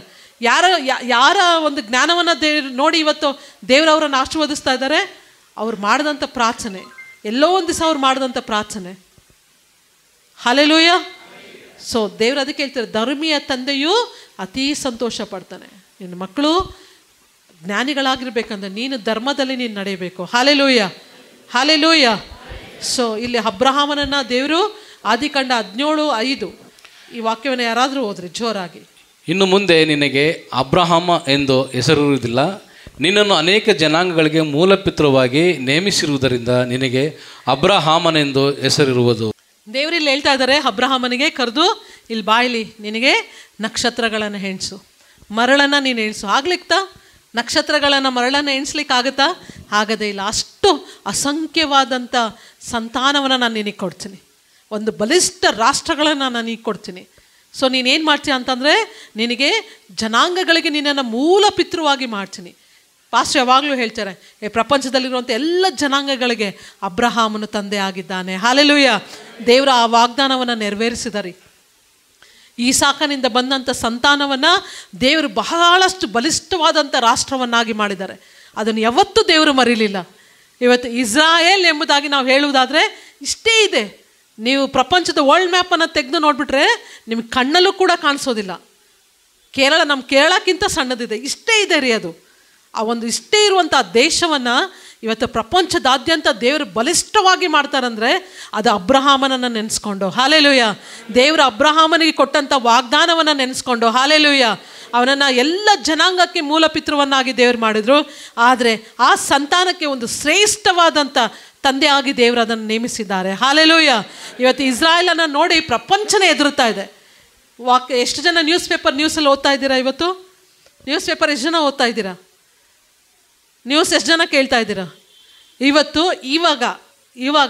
ಈಗ ಅಟ್ ಪ್ರೆಸೆಂಟು ಇಸ್ರಾಯೇಲ್ ಇರಾನ್ ಮೇಲೆ ಬಾಂಬ್ ಆಗ್ತಾ ಇದೆ.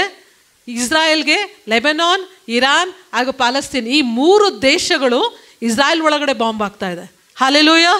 ಆದರೆ ಆ ಒಂದೇ ಒಂದು ಸಣ್ಣ ಪುಟ್ಟ ರಾಷ್ಟ್ರ ಆ 3 ದೇಶಗಳನ್ನು ನಡಗಿಸ್ತಾ ಇದೆ. Hallelujah, hallelujah.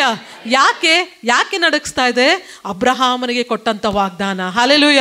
ನಾನು ನಿನ್ನನ್ನು ಜನಾಂಗಗಳಿಗೆ ಮೂಲ ಪಿತೃವಾಗಿ ನಾನು ನಿನ್ನನ್ನು ನೇಮಿಸ್ತೀನಿ. ನೀನು ಆಶೀರ್ವದಿಸುವವರನ್ನ ನಾನು ಆಶೀರ್ವದಿಸ್ತೀನಿ, ನಿನ್ನನ್ನು ಶಪಿಸುವವರನ್ನು ನಾನು ಏನು ಮಾಡ್ತೀನಿ? ಶಪಿಸ್ತೀನಿ ನಾನು. ಇವತ್ತು ಆ 3 ದೇಶ ಸೇರಿ ಇಸ್ರಾಯೇಲ್ನ ಹೊಡಿಬೇಕು ಎಂಬುದಾಗಿ ನಿನ್ನೆ ಕೂಡ ಇರಾನ್ನಲ್ಲಿ ಅಷ್ಟು ಬಾಂಬ್ಗಳನ್ನ ಇಸ್ರಾಯೇಲ್ ಹಾಕಿದೆ. ಆದರೆ ಆ ಯಾವುದೇ ದೇಶಗಳಾಯಿತು, 3 ಅಲ್ಲ 7 ಅಲ್ಲ, ಪ್ರಪಂಚನೇ ಅದಕ್ಕೆ ಎದುರಾಗಿ ನಿಂತರು. ದೇವರು ಅದಕ್ಕೋಸ್ಕರ ಯುದ್ಧ ಮಾಡುವವನಾಗಿರ್ತಾನೆ. ಹಾಲೆಲೂಯ. ಅದು ಒಂದೇ ಒಂದು ತಂದೆಯಾದ ಅಬ್ರಹಾಮನ ವಾಗ್ದಾನ. ತಂದೆಯಾದ ಅಬ್ರಹಾಮನು ನೀತಿವಂತನಾಗಿ, ನಂಬಿಗಸ್ತನಾಗಿ, ದೇವರಿಗೆ ಒಪ್ಪುವಂಥ ಮನುಷ್ಯನಾಗಿ ಆತನು ಜೀವಿಸಿದಂಥ ಒಂದೇ ಒಂದು ವಿಷಯಕ್ಕೋಸ್ಕರ ದೇವರು ಆ ವಾಗ್ದಾನವನ್ನು ನೆರವೇರಿಸ್ತಾ ಇದ್ದಾರೆ, ಮುಂದೆ ಕೂಡ ನೆರವೇರಿಸ್ತಾರೆ. ಹಾಲೆಲೂಯ. ಇವತ್ತು ಆ ದೇಶ ಬಲಿಷ್ಠವಾಗಿದೆ ಅಂದರೆ ಒಂದು ತಂದೆಯ ಪ್ರಾರ್ಥನೆ. ಹಾಲೆಲೂಯ. ಇಸಾಕನ ಒಂದು ಆ ದರ್ಶನವನ್ನು ಅಬ್ರಹಾಮನು ನಂಬಿಕೆಯಿಂದ ನಂಬಿದನು. ಇಸ್ಮಾಯಿಲ್ ಹುಟ್ಟಿದ ತಕ್ಷಣ ಅವನು ಹೇಳ್ದ ನನಗೆ ಮಗ ಹುಟ್ಟಿದಾನೆ ಅಂತ. ದೇವ್ರು ಹೇಳಿದ್ರೆ ಇಲ್ಲ, ಆ ಗಾರಳದಿಂದ ಆ ಸಂತತಿ ಬರೋದಿಲ್ಲ, ನಿನ್ನ ಸ್ವಂತ ಗರ್ಭದಿಂದ ಸಂತತಿ ಬರ್ತದೆ. ಹಾಲೆಲೂಯ. ಅದನ್ನು ನಂಬಿದ ಅವನು ಅದನ್ನು ಯಾವತ್ತೂ ಕೂಡ ಡೌಟ್ ಮಾಡಲೇ ಇಲ್ಲ ದೇವ್ರ ಮುಂದೆ. ಸಾರಾಳು ನಕ್ಕಿದ್ಲು, ಆದರೆ ದೇವ್ರು ಏನು ಮಾಡಿದ್ರು? ಅಬ್ರಹಾಮನ ಮೂಲಕ ಆ ವಾಗ್ದಾನವನ್ನು ಆಶೀರ್ವದಿಸಿದ್ರು. ಹಾಲೆಲೂಯ. ಇವತ್ತು ಆ ರಾಷ್ಟ್ರ ಬಲಿಷ್ಠವಾಗಿ ಎಲ್ಲರ ಮುಂದೆ ತಲೆ ಎತ್ತಿ ನಿಂತಿದೆ ಅಂದರೆ ತಂದೆಯಾದ ಅಬ್ರಹಾಮನು ಮಾಡಿದಂಥ, ದೇವರು ಮಾಡಿದಂಥ ವಾಗ್ದಾನ. ನೋಡ್ರಿ, ಇವತ್ತೊಂದು ರಾಷ್ಟ್ರವನ್ನು ದೇವ್ರು ನೆನೆಸಿ, ಅಬ್ರಹಾಮನನ್ನು ನೆನೆಸಿ ಆ ದೇಶವನ್ನು ಎಲ್ಲರ ಮುಂದೆ, ಎಲ್ಲ ದೇಶಗಳ ಮುಂದೆ ಒಂದು ನಾಯಕತ್ವದಲ್ಲಿ ನಡೆಸ್ತಾ ಇದೆ ಅಂದರೆ ನಾವು ಯೇಸುಸ್ವಾಮಿ ರಕ್ತದಿಂದ ತೊಳೆಯಲ್ಪಟ್ಟವರು. ಹಾಲೆಲೂಯ. ಯೇಸುಸ್ವಾಮಿಯ ರಕ್ತವನ್ನು, ದೇಹವನ್ನು ನಾವು ಪ್ರತಿ ತಿಂಗಳು ತೊಗೊತೀವಿ. ಇನ್ನು ನಿಮ್ಮ ಸಂತತಿನ ದೇವರು ಯಾವ ಮಟ್ಟಕ್ಕೆ ಆಶೀರ್ವದಿಸ್ತಾನೆ? ಅಬ್ರಹಾಮನ ಆ ಒಂದು ಆ ಒಂದು ಗುಣಗಳನ್ನು, ದಾವೀದನ ಗುಣಗಳನ್ನು ನೀವು ತಂದೆಯಾಗಿ ನೀವೆಲ್ಲರೂ ಹೊಂದ್ಕೋಬೇಕು. ಅತಿಶಯಿಂದ ನಾನು ಹೇಳ್ತಾ ಇದ್ದೀನಿ. ಮುಂದೆ ಅವನು ಕೂಡ ತಂದೆ ಆಗುವಂಥ ಮಾರ್ಗದಲ್ಲಿ ಆತನು ಕೂಡ ನಡೀತಾನೆ. ಜಿಗರಿದ್ದಾನೆ. ನಿಮ್ಮನ್ನೆಲ್ಲರನ್ನ ಸೇರಿಸಿ ನಾನು ಹೇಳ್ತಾ ಇದ್ದೀನಿ. ಇವತ್ತು ನಿಮ್ಮ ಸಂತತಿ ಬಲಿಷ್ಠವಾಗಬೇಕಾ? ನಿನ್ನ ಸಂತತಿ ಆ ವೈರಿಗಳ ಮುಂದೆ ತಲೆ ಎತ್ತಿ ನಿಲ್ಲಬೇಕಾ? ನಿನ್ನ ಸಂತತಿಗೆ ದೇವರು ತಲೆಯಿಂದ ತೈಲವನ್ನು ಹಚ್ಚಬೇಕಾ? ನಿನ್ನ ಸಂತತಿಯು ಭಾಗ್ಯವಂತರಾಗಿ ನಡಿಬೇಕಾ? ನಿನ್ನ ಸಂತತಿಯು ಜ್ಞಾನವಂತರಾಗಿ ನಡಿಬೇಕಾ? ನೀನು ಧರ್ಮವನ್ನು ಅನುಭವಿಸಿ ಧರ್ಮದಿಂದ ನಡೆಯುವಂಥ ಮನುಷ್ಯನಾಗಿ ನೀನು ನಡೆ. ಹಾಲೆಲೂಯ. ದೇವರಿಗೆ ಒಪ್ಪುವಂಥ ಮನುಷ್ಯನಾಗಿ ನೀನು ನಡೆ. ದೇವರಿಗೆ ಭಯಪಟ್ಟಂಥ ಮನುಷ್ಯನಾಗಿ ನೀನು ನಡೆ. ಅವಾಗಷ್ಟೇ ನಿನ್ನ ಮಕ್ಕಳನ್ನು ನೋಡಿ ನಿನ್ನ ವೈರಿಗಳು ಎದುರುತ್ತಾರೆ. ಹಾಲೆಲೂಯ. ಇಲ್ಲ ಅಂದರೆ ನಿನ್ನ ಮಕ್ಕಳಿಗೆ ನಿನ್ನ ವೈರಿಗಳಿಂದನೇ ಕಾಟ ಬರ್ತದೆ. ಇಸ್ರಾಯೇಲ್ ಜನರಿಗೆ ಅದೇ ಆಗಿದ್ದು. ಯಾವಾಗೆಲ್ಲ ತಪ್ತಾ ಇದ್ರು ಇಸ್ರಾಯೇಲ್ ಜನರಿಗೆ ಆ ದೇವರು ಪ್ರತಿ ಸತಿನೂ ಪನಿಷ್ ಮಾಡ್ತಿದ್ದೆ. ಯಾಕಂದರೆ ಅವ್ರನ್ನ ಒಂದು ಪ್ಯೂರಿಫಿಕೇಷನಿಗೆ ತರಬೇಕಾಗ್ತಿತ್ತು. ವಾಗ್ದಾನ ಮಾಡಿದಂಥ ಆತನು ಯಾರಾಗಿದ್ದಾನೆ? ಜೋರಾಗಿ ಹೇಳ್ರಿ, ಯಾರಾಗಿದ್ದಾನೆ? ನಂಬಿಗಸ್ತನು. ಆತನ ಅಬ್ರಹಾಮನಿಂದ ಅದನ್ನು ಉಳಿಸ್ಕೊಂಬಂದಿದ್ದಾನೆ, ದಾವೀದನಿಂದ ಉಳಿಸ್ಕೊಂಬಂದಿದ್ದಾನೆ. ಅದನ್ನು ಕ್ರಿಸ್ತ ಯೇಸುವಿನಲ್ಲಿ ನಮ್ಮ ಜೀವಿತದಲ್ಲಿ ಅದು ನೆರವೇರಿಸಲ್ಪಟ್ಟಿದೆ. ಹಾಲೆಲೂಯ. ಇವತ್ತು ನಿಮ್ಮ ಮಕ್ಕಳು ಬೆಳೆದು ನಿಂತಿದ್ದಾರೆ, ನಿಮ್ಮನ್ನು ಸಾಕ್ತಾ ಇದ್ದಾರೆ, ಅವ್ರ ಕುಟುಂಬವನ್ನು ಅವರು ಪಾಲಿಸ್ತಾ ಇದ್ದಾರೆ ಅಂದರೆ ಅವರ ತಂದೆ ಅಥವಾ ತಾಯಿ ಮಾಡಿದಂಥ ಪ್ರಾರ್ಥನೆ. ಹಾಲೆಲೂಯ. ಅದು ತೀರ್ಮಾನವು ಅವರ ಜೀವಿತಗಳನ್ನು ಕಟ್ತಾ ಇದೆ. ಕೆಲವೊಂದು ಸತಿ ತಂದೆ ತಾಯಿ ರಕ್ಷಣೆಯಲ್ಲಿಲ್ಲ, ನೀವೇ ದೇವರಲ್ಲಿ ಬಂದರೆ ಅಂತ ನಿಮ್ಮ ಪ್ರಾರ್ಥನೆ ನಿಮ್ಮನ್ನು ಕಟ್ತಾ ಇದೆ. ನಾನು ಹೇಳೋದು ಒಂದೇ ಒಂದು ಕಿವಿ ಮಾತೇನೆಂದರೆ, ನಿರ್ದೋಷವಾದಂಥ ಜೀವಿತವನ್ನು ಜೀವಿಸ್ರಿ. ನಿಮ್ಮ ಮಕ್ಕಳ ಮುಂದೆ ಬಿ ಎ ಗ್ರೇಟೆಸ್ಟ್ ಎಕ್ಸಾಂಪಲ್. ನಿಮ್ಮ ಮಕ್ಕಳ ಮುಂದೆ ಒಂದು ಬಹಳಷ್ಟು ದೊಡ್ಡ ಉದಾಹರಣೆಯಾಗಿ ನೀವು ನಿಂತ್ಕೊಳ್ರಿ. ಯಾರು ಬಂದು ಹೇಳೋದು ಬೇಕಾಗಿಲ್ಲ. ನಿಮ್ಮ ಉದಾಹರಣೆ, ನೀವು ನಡೆಯುವಂಥ ಜೀವಿತದಲ್ಲಿ ನಿಮ್ಮ ಮಕ್ಕಳು ಭಾಗ್ಯವಂತರಾಗ್ಬಿಡ್ತಾರೆ. ಹಾಲೆಲೂಯ. ನಿಮ್ಮ ಮಕ್ಕಳು ನೀತಿವಂತರಾಗ್ಬಿಡ್ತಾರೆ. ಹಾಲೆಲೂಯ. ನಿಮ್ಮ ಮಕ್ಕಳು ಸತ್ಯದ ಮಾರ್ಗದಲ್ಲಿ ನಡೀತಾರೆ. ಹಾಲೆಲೂಯ. ನಿಮ್ಮ ಮಕ್ಕಳು ಸಾಕ್ಷೀಕರಿಸಲ್ಪಟ್ಟಂಥ ಮಕ್ಕಳಾಗ್ತಾರೆ. ಹಾಲೆಲೂಯ. ನಿಮ್ಮ ಮಕ್ಕಳು ನೀತಿ ಉಳ್ಳ ಮಕ್ಕಳಾಗ್ತಾರೆ. ಹಾಲೆಲೂಯ. ನಿಮ್ಮ ಮಕ್ಕಳು ಭಾಗ್ಯವಂತರಾಗ್ತಾರೆ. ಹಾಲೆಲೂಯ. ನಿಮ್ಮ ಮಕ್ಕಳು ದೇವರ ಸ್ವರೂಪದಲ್ಲಿ ಜೀವಿಸ್ತಾರೆ. ಹಾಲೆಲೂಯ. ಇದೆಲ್ಲವೂ ಆಗಬೇಕಂದ್ರೆ ನೀನು ನಿನ್ನ ಮಕ್ಕಳ ಮುಂದೆ ಒಂದು ಗ್ರೇಟೆಸ್ಟ್ ಎಕ್ಸಾಂಪಲ್ ಆಗಿ ನಿಂತ್ಕೋ ಸಾಕು. ಪ್ರತಿದಿನ ನೀನು ಓದುವಂಥ ವಾಕ್ಯ, ಪ್ರತಿದಿನ ನೀನು ಮಾಡುವಂಥ ಪ್ರಾರ್ಥನೆ ಒಂದು ದಿವಸ ಅವ್ರನ್ನ ಎಚ್ಚರಿಕೆಪಡಿಸ್ತದೆ. ಇದ್ಯಾವುದೋ ಫೋರ್ಸಿಂದ ಮಾಡುವಂಥದ್ದಲ್ಲ ರೀ ಇದು. ಸಣ್ಣ ಮಕ್ಕಳಿದ್ದಾಗ ಹೇಳ್ಬೋದು ಹಲ್ ತಿಕ್ಕು ಅಂತ. ಈಗ ಜೋಗೆ ಹೇಳೋಕ್ಕಾಗತ್ತಾಗಲಿಲ್ಲ ಅವರಮ್ಮ. ಜೋ ಏನು ಮಾಡಬೇಕು? ಜೋನೇ ಎದ್ದೇಳಬೇಕು, ಸ್ನಾನ ಮಾಡಬೇಕು, ಹಲ್ ತಿಕ್ಕಬೇಕು. ಜೋ ಹಲ್ ತಿಕ್ದ್ಯಾ, ಜೋ ಸ್ನಾನ ಮಾಡಿದ್ಯಾ? No, we can't tell that. ಒಂದು ಸ್ಥಾನಕ್ಕೆ ಬಂದಾಗ ನಾವು ಅದನ್ನು ಯಾವುದನ್ನು ಹೇಳೋಕ್ಕಾಗಲ್ಲ. ಇದೂ ಅಷ್ಟೇ. ಸಣ್ಣ ಮಕ್ಕಳಿದ್ದಾಗ ನಾವು ಹೇಳ್ತೀವಿ ಬೈಬಲ್ ಓದು, ಓಕೆ ಹಾಡು ಹೇಳು, ಪ್ರೇಯರ್ ಮಾಡು ಅಂತೀವಿ. ಒಂದು ಸ್ಥಾನಕ್ಕೆ ಬಂದಾಗ ನಿಮ್ಮ ಯೌವನ ಪ್ರಾಯದಲ್ಲಿ ನೀವು ಅದನ್ನು ತಗೋಬೇಕು. ಅದನ್ನು ಹೆಂಗೆ ಹಲ್ ತಿಕ್ಕಕ್ಕೆ ಮರಿಯಲ್ವೋ, ದೇವರ ವಾಕ್ಯವನ್ನು ಓದಲಿಕ್ಕೆ ಮರಿಬೇಡ್ರಿ. ನಿಮ್ಮ ತಂದೆ ತಾಯಿನ ನೋಡಬೇಕು ನೀವು, ಅವರಿಂದ ಕಲಿಬೇಕಾಗಿದೆ. ಇವತ್ತು ಮಕ್ಕಳಿಗೆ ಒಂದು ಕಿವಿ ಮಾತು, ಭಾಗ್ಯವಂತನಾಗಬೇಕಾ, ಆಶೀರ್ವದಿಸಲ್ಪಡಬೇಕಾ, ನಿನ್ನ ಮಕ್ಕಳು ಮುಂದೆ ನಿನಗೆ ಹುಟ್ಟುವಂಥ ಮಕ್ಕಳು, ನಿನ್ನ ಸಂತಾನವು ಬಲಿಷ್ಠವಾಗಬೇಕಾ, ವೈರಿಗಳ ಮುಂದೆ ನಿನ್ನ ಸಂತಾನದ ತಲೆ ಎತ್ತಲ್ಪಡಬೇಕಾ, ನೀನಿವತ್ತು ಮೊಣಕಾಲು ಹಾಕು. ಹಾಲೆಲೂಯ. ಕೈ ಎತ್ತಿ ನೀನು ಪ್ರಾರ್ಥಿಸು. ಹಾಲೆಲೂಯ. ನಿನ್ನ ಸಮಯವನ್ನು ದೇವರ ವಾಕ್ಯದ ಕಡೆಗೆ ಕೊಡು. ಹಾಲೆಲೂಯ. ಆವಾಗಷ್ಟೇ ಇದೆಲ್ಲ ಕಾರ್ಯಗಳು ನೆರವೇರ್ತದೆ. ಹಾಲೆಲೂಯ. ದೇವರು ಈ ದಿವಸವನ್ನು ನಿಮ್ಗೆಲ್ಲರಿಗೋಸ್ಕರ ನಾವು ಪ್ರಾರ್ಥಿಸ್ತೀವಿ. ಕೊನೆಯದಾಗಿ ಒಂದು ಮಾತನ್ನು ಹೇಳ್ತೀನಿ. ಒಬ್ಬ ಮನುಷ್ಯನಿಗೆ ಒಂದು ಮಗು ಹುಡ್ತಂತೆ. ತುಂಬ ಖುಷಿ, ಮಗ ಹುಟ್ಟಿದಾನೆ. ಸೊ ಎಲ್ಲರಿಗೂ ಸ್ವೀಟ್ ಕೊಟ್ಟರು. ಮಗುಗೆ 5 ವರ್ಷ ಆಯ್ತಂತೆ. ಅವ್ನು ಕೇಳಿದ್ದೆಲ್ಲ ಕೊಡಿಸ್ತಾನೆ. ಮಗುಗೆ 5 ವರ್ಷ ಇದ್ದಾಗ ಮಗು ಅಂತಂತೆ, ಮೈ ಫಾದರ್ ಈಸ್ ಗ್ರೇಟ್. ಏನಂತ ಹೇಳ್ತಂತೆ? ನಮ್ಮಪ್ಪ ಭಾಳ ಗ್ರೇಟ್. ಯಾಕೆ ಹೇಳೋ? ನಮ್ಮಪ್ಪ ನಾನು ಏನು ಕೇಳ್ತೀನೋ ಅದನ್ನೆಲ್ಲ ನನಗೆ ಕೊಡಿಸ್ತಾನೆ. ಅದೇ ಮಗು 10 ವರ್ಷ ಆಯ್ತಂತೆ. 10 ವರ್ಷ ಆದಾಗ ಹೇಳ್ತಂತೆ, ನಮ್ಮಪ್ಪ ಒಳ್ಳೆಯವನೇ, ಸುಮ್ಮನೆ ಕೂಗ್ತಾ ಇರ್ತಾನೆ. ನಾನು ಹೊರಗೆ ಹೋಗಂಗಿಲ್ಲ ಕೂಗ್ತಾನೆ, ಅಲ್ಲಿ ಹೋಗಂಗಿಲ್ಲ ಕೂಗ್ತಾನೆ. ಯಾವಾಗಿದ್ದು ಎಷ್ಟನೇ ವರ್ಷಕ್ಕೆ ಹೇಳ್ತಂತೆ? 10 ವರ್ಷ ಇದ್ದಾಗ ಅದಕ್ಕೆ ಸ್ವಲ್ಪ ಮೆಚುರಿಟಿ ಬಂತು, ಅದಕ್ಕೆ ಫ್ರೀಡಮ್ ಬೇಕು, ಹೊರಗಡೆ ಹೋಗ್ಬೇಕು, ಆಟ ಆಡಬೇಕು, ಫ್ರೆಂಡ್ಸ್ ಬೇಕು, ಓಕೆ ಅದು ಬೇಕು ಇದು ಬೇಕು. ಅವಾಗ ಹೇಳ್ತಾನೆ, ಅವರಪ್ಪ ಕೂಗ್ತಾ ಇರ್ತಾನಂತೆ, ಅಲ್ಲಿ ಹೋಗ್ಬೇಡ ಇಲ್ಲಿ ಹೋಗ್ಬೇಡ ಅಂತ. ಅವಾಗ ಅಂತಂತೆ 10 ವರ್ಷದವನಿದ್ದಾಗ, ನಮ್ಮಪ್ಪ ಒಳ್ಳೆಯವನೇ, ಯಾವಾಗಲೂ ನೋಡಿದ್ರೆ ಏನು ಮಾಡ್ತಿರ್ತಾನೆ ನಮ್ಮಪ್ಪ? ಕಿರಿ ಕಿರಿ ಕಿರಿ ಕಿರಿ ಮಾಡ್ತಾ ಇರ್ತದೆ, ನಮ್ಮಪ್ಪ ಬೈತಾ ಇರ್ತದೆ. ಅದಾದಮೇಲೆ ಮಗುಗೆ 15 ವರ್ಷ ಆಯ್ತಂತೆ. 15 ವರ್ಷ ಅಂದರೆ ಟೀನೇಜ್, ಹೌದಾ? ಒಂದು ಟೀನೇಜ್ ಸ್ಟಾರ್ಟ್ ಆಗುತ್ತೆ. ಆವಾಗ ಮಗು ಹೇಳ್ತಂತೆ ಅಮ್ಮನ ಕರೆದು, ಅಮ್ಮ ಬಾಯಿಲಿ, ಸ್ವಲ್ಪ ಬಾಯಿಲಿ. ಅಮ್ಮ ಹೇಳ್ತಾನೆ, ಏನು ಇಲ್ಲಿ ಬಾಯಿಲಿ ನೋಡು, ನಿನ್ನ ಗಂಡಂಗೆ ಹೇಳ್ಬಿಡು. ಸುಮ್ಮನೆ ನಾನು ಏನಾದರೂ ಮಾಡಲಿ ಏನಾದರೂ ಒಂದು ಬೈತಾ ಇರ್ತದೆ ನನಗೆ. ನಾನು ಹೇಳಲ್ಲ, ನೀನು ಹೇಳು. ನಿನ್ನ ಗಂಡಂಗೆ ನೀನು ಕರೆದು ಹೇಳು, ಸುಮ್ಮನೆ ನನ್ನ ಮಾರ್ಗದಲ್ಲಿ ಬರಬೇಡ ಅಂತ ಹೇಳು ಅಂತ.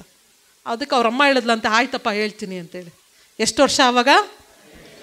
ಕ್ಲೀನಾಗಿ ಹೇಳ್ಬೇಕು, ಎಷ್ಟು ವರ್ಷ?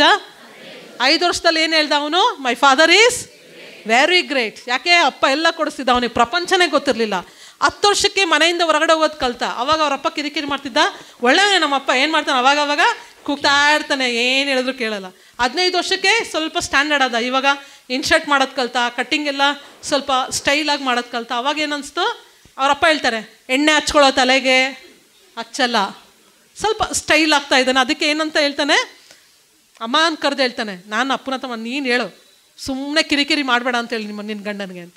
ಅದೇ ಮಗನಿಗೆ 20 ವರ್ಷ ಆದಾಗ ಹೇಳ್ತಾನಂತೆ, ಅಮ್ಮ ನೋಡಿ ಹೆಂಗಮ್ಮ ಹೋಗಿ ಈ ಅಪ್ಪನಿಗೆ ಮದುವೆ ಆದೆ ನೀನು? ಸಮಾಧಾನವಾಗಿ ಇರೋಕ್ಕೆ ಬಿಡಲ್ಲ ಅವನ ಮನೇಲಿ. ಹೆಂಗಾದೆಮ್ಮ ನಿನ್ನ ಮದುವೆ? ನೀನು ನೋಡಿದ್ರೆ ಎಷ್ಟು ಒಳ್ಳೆವಳಿದ್ಯಾ, ಎಷ್ಟು ಚೆನ್ನಾಗಿ ಪ್ರೀತಿಯಿಂದ ಮಾತಾಡ್ತೀಯ, ಹೆಂಗಮ್ಮ ನೀನು? 20 ವರ್ಷಕ್ಕೆ ಅವ್ನಿಗೆ ಏನಾಗಬೇಕು? ಅವನು ಫ್ಲೈ ಆಗಬೇಕು. ಫ್ಲೈ ಆಗೋಕ್ಕೆ ಅಪ್ಪ ಏನು ಮಾಡಲ್ಲ? ಬಿಡಲ್ಲ. ಬೈಕ್ ಕೊಡ್ಸಲ್ಲ, ಏನು ಕೊಡ್ಸಲ್ಲ ಅಪ್ಪ. ಫ್ಲೈ ಆಗಬೇಕು ಅವನು. ಫ್ಲೈ ಆಗೋಕ್ಕೆ ಬಿಡಲ್ಲ ಅವರಪ್ಪ. ಅವರಪ್ಪನಿಗೆ ಗೊತ್ತು 20 ವರ್ಷ ಅವರಪ್ಪನ ದಾಟಿ ಬಂದಿದ್ದಾನೆ ಆ ಟೈಮಲ್ಲಿ. ಅದಕ್ಕೆ ಅವ್ರ ಅಮ್ಮನಿಗೆ ಹೇಳ್ತಾನೆ, ಹೆಂಗೆ ಮದುವೆ ಆದಮ್ಮ ಇವನಿಗೆ ಹೋಗಿ, ಅಪ್ಪನಿಗೆ ಹೋಗಿ. ನಿಂಗೆ ಗೊತ್ತಿರಲಿಲ್ಲ ಏನು ಅಪ್ಪ ಹಿಂಗೆ ಅಂತೇಳಿ ಮುಂಚೆ. ಅದಕ್ಕೆ ಅಮ್ಮ ಹೇಳ್ತಾಳೆ, ಗೊತ್ತಿದ್ರೆ ಯಾರು ಆಗ್ತಿದ್ರು? ಗೊತ್ತಿದ್ರೆ ಯಾರು ಆಗ್ತಾಯಿದ್ರು? ಅದೇ ಮಗನಿಗೆ 30 ವರ್ಷ ಆಯಿತು, ಮದುವೆ ಮಾಡಿದ್ರು. ಈಗ ಅವನಿಗೆ ಯಾರಿದ್ದಾರೆ? ಈಗ ಜೊತೆಗೆ ಹೆಂಡ್ತಿ ಇದ್ದಾಳೆ. ಆವಾಗ ಅಕ್ಕಪಕ್ಕದವ್ರು ಕೇಳ್ತಾರಂತೆ, ಹೆಂಗಪ್ಪ ನಿಮ್ಮಪ್ಪ ಆರಾಮಿದ್ದಾರಾ ಅಂತ ಕೇಳಿದ್ರೆ ಹೇಳ್ತಾನಂತೆ, ಇಲ್ಲ ಸರ್, ನಮ್ಮ ಅಪ್ಪನ ಹತ್ರ ನಾನು ಮಾತಾಡೋದೇ ಇಲ್ಲ. ಏನು ಮಾಡಲ್ಲ? 30 ವರ್ಷಕ್ಕೆ ಮಗ ಅಪ್ಪನ ಹತ್ರ ಹೇಳ್ತಾನೆ, ನಾನು ಮಾತಾಡಲ್ಲ. ಯಾಕಂದರೆ ನನ್ನ ಹೆಂಡ್ತಿಗೆ ಹೊರಗೆ ಕರ್ಕೊಂಡು ಹೋಗಂಗಿಲ್ಲ, ಕಿರಿಕಿರಿ ಮಾಡ್ತಾನೆ. ನನ್ನ ಹೆಂಡ್ತಿಗೆ ಏನು ಕೊಡ್ಸಂಗಿಲ್ಲ, ಕಿರಿಕಿರಿ ಮಾಡ್ತಾನೆ. ನನಗೆ ಮಾತ್ರ ತಂದು ಕೊಟ್ಟಿಲ್ಲ, ನೀನು ಹೆಂಡ್ತಿ ಕೊಡಿಸ್ತೀಯ ಅಂತೇಳಿ ಕಿರಿ ಮಾಡ್ತಾನೆ. ನಮ್ಮ ಅಪ್ಪನ ಹತ್ರ ನಾನು ಮಾತಾಡೋದೇ ಬಿಟ್ಬಿಟ್ಟಿದ್ದೀನಿ ಸರ್. ಸರಿನೇ ಬರ್ತಿಲ್ಲ ನನಗೂ, ನಮ್ಮ ಅಪ್ಪನಿಗೆ ಸರಿ ಬರ್ತಾ ಇಲ್ಲ. ನಮ್ಮಪ್ಪ ಗ್ರೇಟ್ ಅಂತ ಎಷ್ಟು ವಯಸ್ಸಿಗೆ ಹೇಳ್ದ ಅವನು? ಅವಾಗ ಅವರಪ್ಪ ಎಲ್ಲ ಕೊಡಿಸ್ತಾ ಇದ್ದ. ಈಗ ಅವರಪ್ಪ ಎಲ್ಲ ಕಟ್ ಮಾಡ್ತಿದ್ದಾನೆ. ಅದಕ್ಕೆ ನಮ್ಮ ಅಪ್ಪನ ಹತ್ರ ನಾನು ಮಾತಾಡ್ಸಲ್ಲ. ಅದೇ ಮಗನಿಗೆ 40 ವರ್ಷ ಆಯಿತು. ಈಗ ಅವನಿಗೆ ಎಷ್ಟು ಮಕ್ಕಳು? 2 ಮಕ್ಕಳು, 2-3 ಮಕ್ಕಳು. ಈಗ ಅವನು ತಂದೆ ಆದ. ತಂದೆ ಆಗಿದ ತಕ್ಷಣ ಅನುಭವಗಳು ಅವನಿಗೆ ಶುರು ಆಗ್ತಾ ಇದೆ. ಅವಾಗ ಹೇಳ್ತಾನೆ, ಏನು ಮಾಡೋದು ಸರ್, ನಮ್ಮಪ್ಪ ಒಳ್ಳೆಯವನೇ ಪಾಪ, ಅವಾಗವಾಗ ಸ್ವಲ್ಪ ವಯಸ್ಸಾಯ್ತಲ್ಲ, ಸ್ವಲ್ಪ ಕಿರಿಕಿರಿ ಮಾಡ್ತಾರೆ. ಇದನ್ನು 10 ವರ್ಷದಲ್ಲಿ ಹೇಳಿದ್ದ ಅವನು. 40 ವರ್ಷಕ್ಕೆ ಹೇಳ್ತಾ ಇದ್ದಾನೆ, ಏನು ಮಾಡೋದು, ನಮ್ಮಪ್ಪ ಒಳ್ಳೆಯೇ, ಭಾಳ ಒಳ್ಳೆಯೇ ನಮ್ಮಪ್ಪ, ಪಾಪ ಏನು ಮಾಡೋದು, ಅವಾಗವಾಗ ಸ್ವಲ್ಪ ಕಿರಿಕಿರಿ ಮಾಡ್ತಿರ್ತಾರೆ. ಅದನ್ನು ಮತ್ತೆ ಏನು ಮಾಡೋದು ಸರ್, ಸಹಿಸ್ಕೊಂಡು ಹೋಗ್ಬೇಕು ನಾನು. ಯಾಕೆ? ಈಗ ನೀನು ತಂದೆ ಆಗಿದೆಯಾ, ನೀನು ನಿಮ್ಮಪ್ಪನ 40 ವರ್ಷಕ್ಕೆ ನೀನು ರಿವರ್ಸ್ ಆಗ್ತಾ ಇದೆಯಾ ಇವಾಗ. ಹಲ್ಲೆಲೂಯಾ. ಅದೇ ಹುಡುಗನಿಗೆ 50 ವರ್ಷ ಆಯಿತು, ತನ್ನ ತಂದೆನ ಕಳ್ಕೊಂಡಾಗ ಅವನೊಂದು ಮಾತು ಹೇಳ್ತಾನಂತೆ, ತನ್ನ ಮಕ್ಕಳಿಗೆ ಹೇಳ್ತಾನೆ. ಯಾಕಂದರೆ ಇವಾಗ ಮೊಮ್ಮಕ್ಕಳು ಬರುವಂಥ ವಯಸ್ಸು. ತನ್ನ ಮಗನೂ ಕೂಡ 5 ವರ್ಷ, 10 ವರ್ಷ, 15 ವರ್ಷ, 20 ವರ್ಷ ಬಂದ. ಅವನಿಗೂ ಕೂಡ ಅವ್ರ ಅಪ್ಪನ ನೋಡಿದ್ರೆ ಇರಿಟೇಷನ್ ಆಗ್ತಾ ಇದೆ. ಅವಾಗ ಅವನು ಹೇಳಿದಂತೆ, ನಮ್ಮಪ್ಪ ಆಗಿನ ಕಾಲದಲ್ಲಿ ಒಂದು ಸ್ವಲ್ಪ ದುಡಿದ್ರೂ ನಮ್ಮನ್ನು ಎಷ್ಟು ಚೆನ್ನಾಗಿ ಸಾಕ್ದ ಗೊತ್ತಾ, ಮೈ ಫಾದರ್ ಈಸ್ ಗ್ರೇಟ್ ಅಂದಂತೆ. ಹಲ್ಲೆಲೂಯಾ. 5 ವರ್ಷದಲ್ಲಿ ನಮ್ಮಪ್ಪ ಗ್ರೇಟ್ ಅಂತ ಹೇಳಿದ ಮಗು 45 ವರ್ಷ ಬೇಕಾಯಿತು ಅದಕ್ಕೆ ಮತ್ತೆ ತನ್ನ ತಂದೆ ಗ್ರೇಟ್ ಅಂತ ತಿಳ್ಕೊಳ್ಳಿ. 45 ವರ್ಷದಿಂದ ನಮ್ಮ ತಂದೆಗೆ ನಾವು ನೀನು ಗ್ರೇಟ್ ಅಂತ ನಾವು ಒಂದು ದಿವಸನೂ ನಾವು ಹೇಳೋದೇ ಇಲ್ಲ. ನಮ್ಮಪ್ಪನಿಗೆ ನಾವು ಥ್ಯಾಂಕ್ಸೇ ಹೇಳೋದಿಲ್ಲ. ಅಣ್ಣನ ಸ್ಥಾನದಲ್ಲಿ ನಿಂತಿರೋಂಥ ಅಣ್ಣನಿಗೆ ನಾವು ಥ್ಯಾಂಕ್ಸೇ ಹೇಳೋದಿಲ್ಲ. ತಂದೆ ಸ್ಥಾನದಲ್ಲಿರುವಂಥ ತಾಯಿಗೆ ನಾವು ಥ್ಯಾಂಕ್ಸೇ ಹೇಳೋದಿಲ್ಲ. ನಾವು ತಿರುಗಿ ಆ ರೀಸೈಕಲಲ್ಲಿ ಬಂದಾಗ ಅಷ್ಟೇ ನಮ್ಗೆ ಆ ಅನುಭವಗಳಾಗ್ತವೆ. ಅವನು 50 ವರ್ಷಕ್ಕೆ ಬಂದಾಗ ಅವನು ಅಜ್ಜ ಆದ, ಅವನಿಗೂ ಮೊಮ್ಮಕ್ಕಳು ಹುಟ್ಟಿದ್ರು. ಅವಾಗ ಮಗ ಮಾತು ಕೇಳ್ತಿಲ್ಲ, ಮಗನಿಗೆ ಇಷ್ಟ ಇಲ್ಲ. ಅವಾಗ ಅನ್ನಿಸ್ತು, ನಿಜವಾಗ್ಲೂ ನಮ್ಮಪ್ಪ ಗ್ರೇಟ್. ಸ್ವಲ್ಪ ಸಂಬಳದಲ್ಲಿ ನನ್ನನ್ನು ನಮ್ಮಪ್ಪ ಎಷ್ಟು ಚೆನ್ನಾಗಿ ಸಾಕಿದ್ರು ಗೊತ್ತಾ. ನಾನು ಕೇಳಿದ್ದನ್ನೆಲ್ಲ ನಮ್ಮಪ್ಪ ಕೊಡಿಸ್ತಾ ಇದ್ದ. ಆದರೆ ಅವರಪ್ಪ ಸತ್ತ ಮೇಲೆ ಅವನಿಗೆ ರಿಯಲೈಸ್ ಆಯ್ತದು, ನನ್ನ ತಂದೆ ಗ್ರೇಟ್ ಅಂತ. ಅದಕ್ಕೆ ಇವತ್ತೆಲ್ಲ ನಿಮ್ಮ ಅಪ್ಪಂದಿರು, ನಿಮ್ಮ ಅಣ್ಣಂದಿರು, ಯಾರು ನಿಮಗೆ ತಂದೆ ಸ್ಥಾನದಲ್ಲಿದ್ದಾರೆ, ನಿಮ್ಮ ತಾಯಂದಿರು, ಇವತ್ತು ಒಂದು ದೊಡ್ಡ ಆಪರ್ಚುನಿಟಿ. ಓಕೆ, ಇವತ್ತು ನಿಮ್ಮ ತಂದೆಗೆ ಹೋಗಿ ಅಪ್ಕೊಂಡು ಹೇಳ್ರಿ, ಪಪ್ಪ ಯು ಆರ್ ಆಲ್ವೇಸ್ ಗ್ರೇಟ್ ಅಂತ. 45-50 ವರ್ಷಕ್ಕೆ ಯಾರೂ ಹೇಳಬೇಡ್ರಿ. ಅವಾಗಲೇ ನಮ್ಮ ಕೈಯಿಂದ ಹೋಗ್ಬಿಟ್ಟಿರ್ತಾರೆ ಅವರು. ಈಗ ಇದ್ದಾಗಲೇ ಆ ಸ್ಥಾನವನ್ನು, ನಿಮ್ಮ ತಂದೆಯ ಸ್ಥಾನವನ್ನು ಯಾರ್ಯಾರು ತುಂಬ್ತಾ ಇದ್ದಾರೋ ನಿಮ್ಮ ಮನೆಯಲ್ಲಿ, ಅವ್ರಿಗೊಂದು ಥ್ಯಾಂಕ್ಸ್ ಹೇಳಿ, ಒಂದು ಹಗ್ ಮಾಡಿ ಇವತ್ತು ನೀವು ಹೇಳ್ರಿ. ಅವ್ರಿಗೋಸ್ಕರ ಕಣ್ಣೀರಿಟ್ಟು ಪ್ರಾರ್ಥಿಸ್ರಿ. ಇಹಲೋಕದ ಜನಕ್ಕೆ 45 ವರ್ಷ ಹಿಡಿಬೋದು ಮೈ ಡ್ಯಾಡಿ ಈಸ್ ಗ್ರೇಟ್ ಅನ್ನೋದಕ್ಕೆ. ಆದರೆ ನಾವು ಪ್ರತಿದಿನ ದೇವ್ರು ನಿಮಗೆ ಕೊಟ್ಟಂಥ ಒಳ್ಳೆ ತಂದೆಗೋಸ್ಕರ ನೀವು ಪ್ರಾರ್ಥಿಸಿ. ಪ್ರತಿದಿನ ಹೇಳ್ರಿ, ದೇವರೇ ನಮ್ಮ ಅಪ್ಪನಿಗೋಸ್ಕರ ಸ್ತೋತ್ರ. ಇವತ್ತು ಅವ್ರು ಕೆಲ್ಸಕ್ಕೆ ಹೋಗ್ತಾ ಇದ್ದಾರೆ, ಪೇಂಟ್ ಕೆಲ್ಸಕ್ಕೆ ಹೋಗ್ತಾರೆ, ತರಗಾರ ಕೆಲ್ಸಕ್ಕೆ ಹೋಗ್ತಾರೆ, ಓಕೆ, ವ್ಯಾಪಾರಕ್ಕೆ ಹೋಗ್ತಾರೆ, ಆಮೇಲೆ ಎಷ್ಟೊಂದು ಕೆಲ್ಸಕ್ಕೆ ಹೋಗ್ತಾರೆ ನಮ್ಮ ಅಪ್ಪ ಅಂದಿರು. ಅವ್ರು ಮಾಡುವಂಥ ಎಲ್ಲ ಕೆಲಸದಲ್ಲಿ ದೇವ್ರ ಅವರನ್ನು ಬ್ಲೆಸ್ ಮಾಡು ಎಂಬುದಾಗಿ ನಾವು ಪ್ರಾರ್ಥಿಸ್ಬೇಕು. ಹಲ್ಲೆಲೂಯಾ. ಇವತ್ತೆಲ್ಲರೂ ನಮ್ಮೆಲ್ಲರ ಜವಾಬ್ದಾರಿ ಏನಂದರೆ ನಮ್ಮ ತಂದೆಯಾದ ದೇವರ ಚಿತ್ತಕ್ಕೆ ನಾವು ನಡಿಬೇಕಾಗಿದೆ. ಫೈನಲಿ ಅದೇ ಒಂದು ಕನ್ಕ್ಲೂಷನ್ ಏನಂದರೆ, ನಾವು ನಮ್ಮ ತಂದೆಯಾದ ದೇವರಿಗೆ ಯೇಸು ಸ್ವಾಮಿನೇ ನಮಗೆ ಮಾದರಿಯಾಗಿ ಈ ಲೋಕದಲ್ಲಿದ್ದಾರೆ. ಹಲ್ಲೆಲೂಯಾ. ಯಾರನ್ನು ನೋಡೋದು ಬೇಡ. ಭಾಳಷ್ಟು ಜನ ಹೇಳ್ತಾರೆ, ನಾವು ನಿಮ್ಮ ಚರ್ಚಿಗೆ ಬರಬೇಕು ಅಂತ ಅಂದ್ಕೊಂಡಿದ್ವಿ, ಆದರೂ ಅವರಿದ್ದಾರೆ ಅದಕ್ಕೆ ನಾನು ಬರೋಲ್ಲ. ಹಿಂಗೆ ಹೇಳ್ತಾರೆ ನನಗೆ, ಅವರಿದ್ದಾರೆ ಆಂಟಿ, ನಾವು ಬರೋದಿಲ್ಲ ಅದಕ್ಕೆ ನಿಮ್ಮ ಚರ್ಚಿಗೆ. ನಾನೇನು ಹೇಳ್ತೀನಿ ಗೊತ್ತಾ, ನೀವು ಬರಲೇಬೇಡಪ್ಪ ನಮ್ಮ ಚರ್ಚಿಗೆ. ಯೇಸು ಸ್ವಾಮಿ ನಮಗೆ ತಂದೆ ಆಗಿದ್ದಾನೆ, ದೇವರ ಮುಖವನ್ನು ನೋಡಿ ನಾವು ಸಭೆಗೆ ಬರ್ತೀವಿ ಅಷ್ಟೇ. ಹಲ್ಲೆಲೂಯಾ. ದೇವರ ವಾಕ್ಯವನ್ನು ಕೇಳಿ ನಾವು ಸಭೆಗೆ ಬರ್ತೀವಿ ಅಷ್ಟೇ. ಯಾರ ಮನುಷ್ಯರ ಮುಖ ನೋಡಿ ಬರೋದಿಲ್ಲ. ಹಂಗೆ ಹೇಳೋರೆ ತಪ್ಪಿಗಸ್ತರು ಇರ್ತಾರೆ. ಬೇರೆಯವ್ರನ್ನ ಪಾಯಿಂಟ್ಔಟ್ ಮಾಡೋದಕ್ಕಿಂತ ಮುಂಚೆ ನೀನು ಎಷ್ಟು ಸರಿ ಇದೆಯಾ ಎಂಬುದಾಗಿ ನೀನು ಪಾಯಿಂಟ್ಔಟ್ ಮಾಡ್ಕೊ. ನಾವು ತಂದೆ ಆದ ಯೇಸು ಸ್ವಾಮಿಯ ಮುಖವನ್ನು ನೋಡಿ ಬರ್ತಿದ್ದೀವಿ. Is a role model. ಇವತ್ತು ನಮ್ಮೆಲ್ಲರಿಗೂ ಕೂಡ ಮಕ್ಕಳಿಗೆ ನೀವು ರೋಲ್ ಮಾಡೆಲ್ ಆದರೆ ನಿಮಗೆ ಯೇಸು ಸ್ವಾಮಿ ರೋಲ್ ಮಾಡೆಲ್ ಆಗಿ ನಿಂತಿರ್ತಾರೆ. ಹಲ್ಲೆಲೂಯಾ. ನಾವು ಆತನನ್ನು ಹಿಂಬಾಲಿಸುತ್ತಾ ನಿಮ್ಮ ಒಳ್ಳೆ ಆರೋಗ್ಯ ಕೊಡಲಿ, ಆಯುಷ್ಯನ್ನು ಕೊಡಲಿ. ದೇವ್ರು ನಿಮ್ಮನ್ನ ಇನ್ನೂ ಹೆಚ್ಚಾಗಿ ಆಶೀರ್ವದಿಸಲಿ. ನಿಮ್ಮ ಮಕ್ಕಳನ್ನು ಸಾಕುವಂಥ ಜವಾಬ್ದಾರಿಯನ್ನು ನೀವೆಲ್ಲರೂ ಓದ್ತಿದ್ದೀರಾ. ಆ ಜವಾಬ್ದಾರಿನ ದೇವರು ಎಲ್ಲ ವಿಷಯದಲ್ಲಿ ನಿಮಗೆ ದೇವರು ಅನುಗ್ರಹಿಸ್ಕೊಡ್ಲಿ. ನಿಮ್ಮ ಆರ್ಥಿಕ ಪರಿಸ್ಥಿತಿಗಳಲ್ಲಿ ದೇವ್ರು ನಿಮ್ಮ ಜೊತೆಗೆ ನಿಂತ್ಕೊಳ್ಳಿ. ದೇವರು ನಿಮಗೆ ಎಲ್ಲ ವಿಷಯದಲ್ಲಿ ಸಹಾಯವನ್ನು, ಧೈರ್ಯವನ್ನು ಕೊಟ್ಟು ದೇವ್ರು ನಿಮ್ಮನ್ನೆಲ್ಲರನ್ನ ಆಶೀರ್ವದಿಸಲಿ ಎಂಬುದಾಗಿ ನಾನು ಪ್ರಾರ್ಥಿಸ್ತಾ ಇದ್ದೇನೆ. ಹಾಲೆಲೂಯಾ. ಮತ್ತೊಂದು ಆವರ್ತಿ ಎಲ್ಲರಿಗೂ ಕೂಡ ತಂದೆಯ ದಿನದ ಶುಭಾಶಯಗಳು. ತಂದೆಯ ಸ್ಥಾನದಲ್ಲಿರುವಂಥ ಸ್ತ್ರೀಯರಿಗೂ, ತಂದೆಯ ಸ್ಥಾನದಲ್ಲಿರುವಂಥ ಅಣ್ಣಂದಿರಿಗೂ, ತಂದೆಯ ಸ್ಥಾನದಲ್ಲಿರುವಂಥ ತಂದೆಯಂದಿರಿಗೂ, ಮುಂದೆ ತಂದೆ ಆಗುವಂಥ ಎಲ್ಲರಿಗೂ, ಮದುವೆ ಆಗುವಂಥ ಎಲ್ಲರಿಗೂ ಈಗಲೇ ಏನು ಮಾಡ್ತಿದ್ದೀನಿ, ತಂದೆಯ ಶುಭಾಶಯಗಳನ್ನ ಹೇಳ್ತಾ ಇದ್ದೀನಿ. Hallelujah, hallelujah. ದೇವರ ಪರಿಶುದ್ಧ ನಾಮಕ್ಕೆ ಸ್ತೋತ್ರವನ್ನು ನಾವೆಲ್ಲರೂ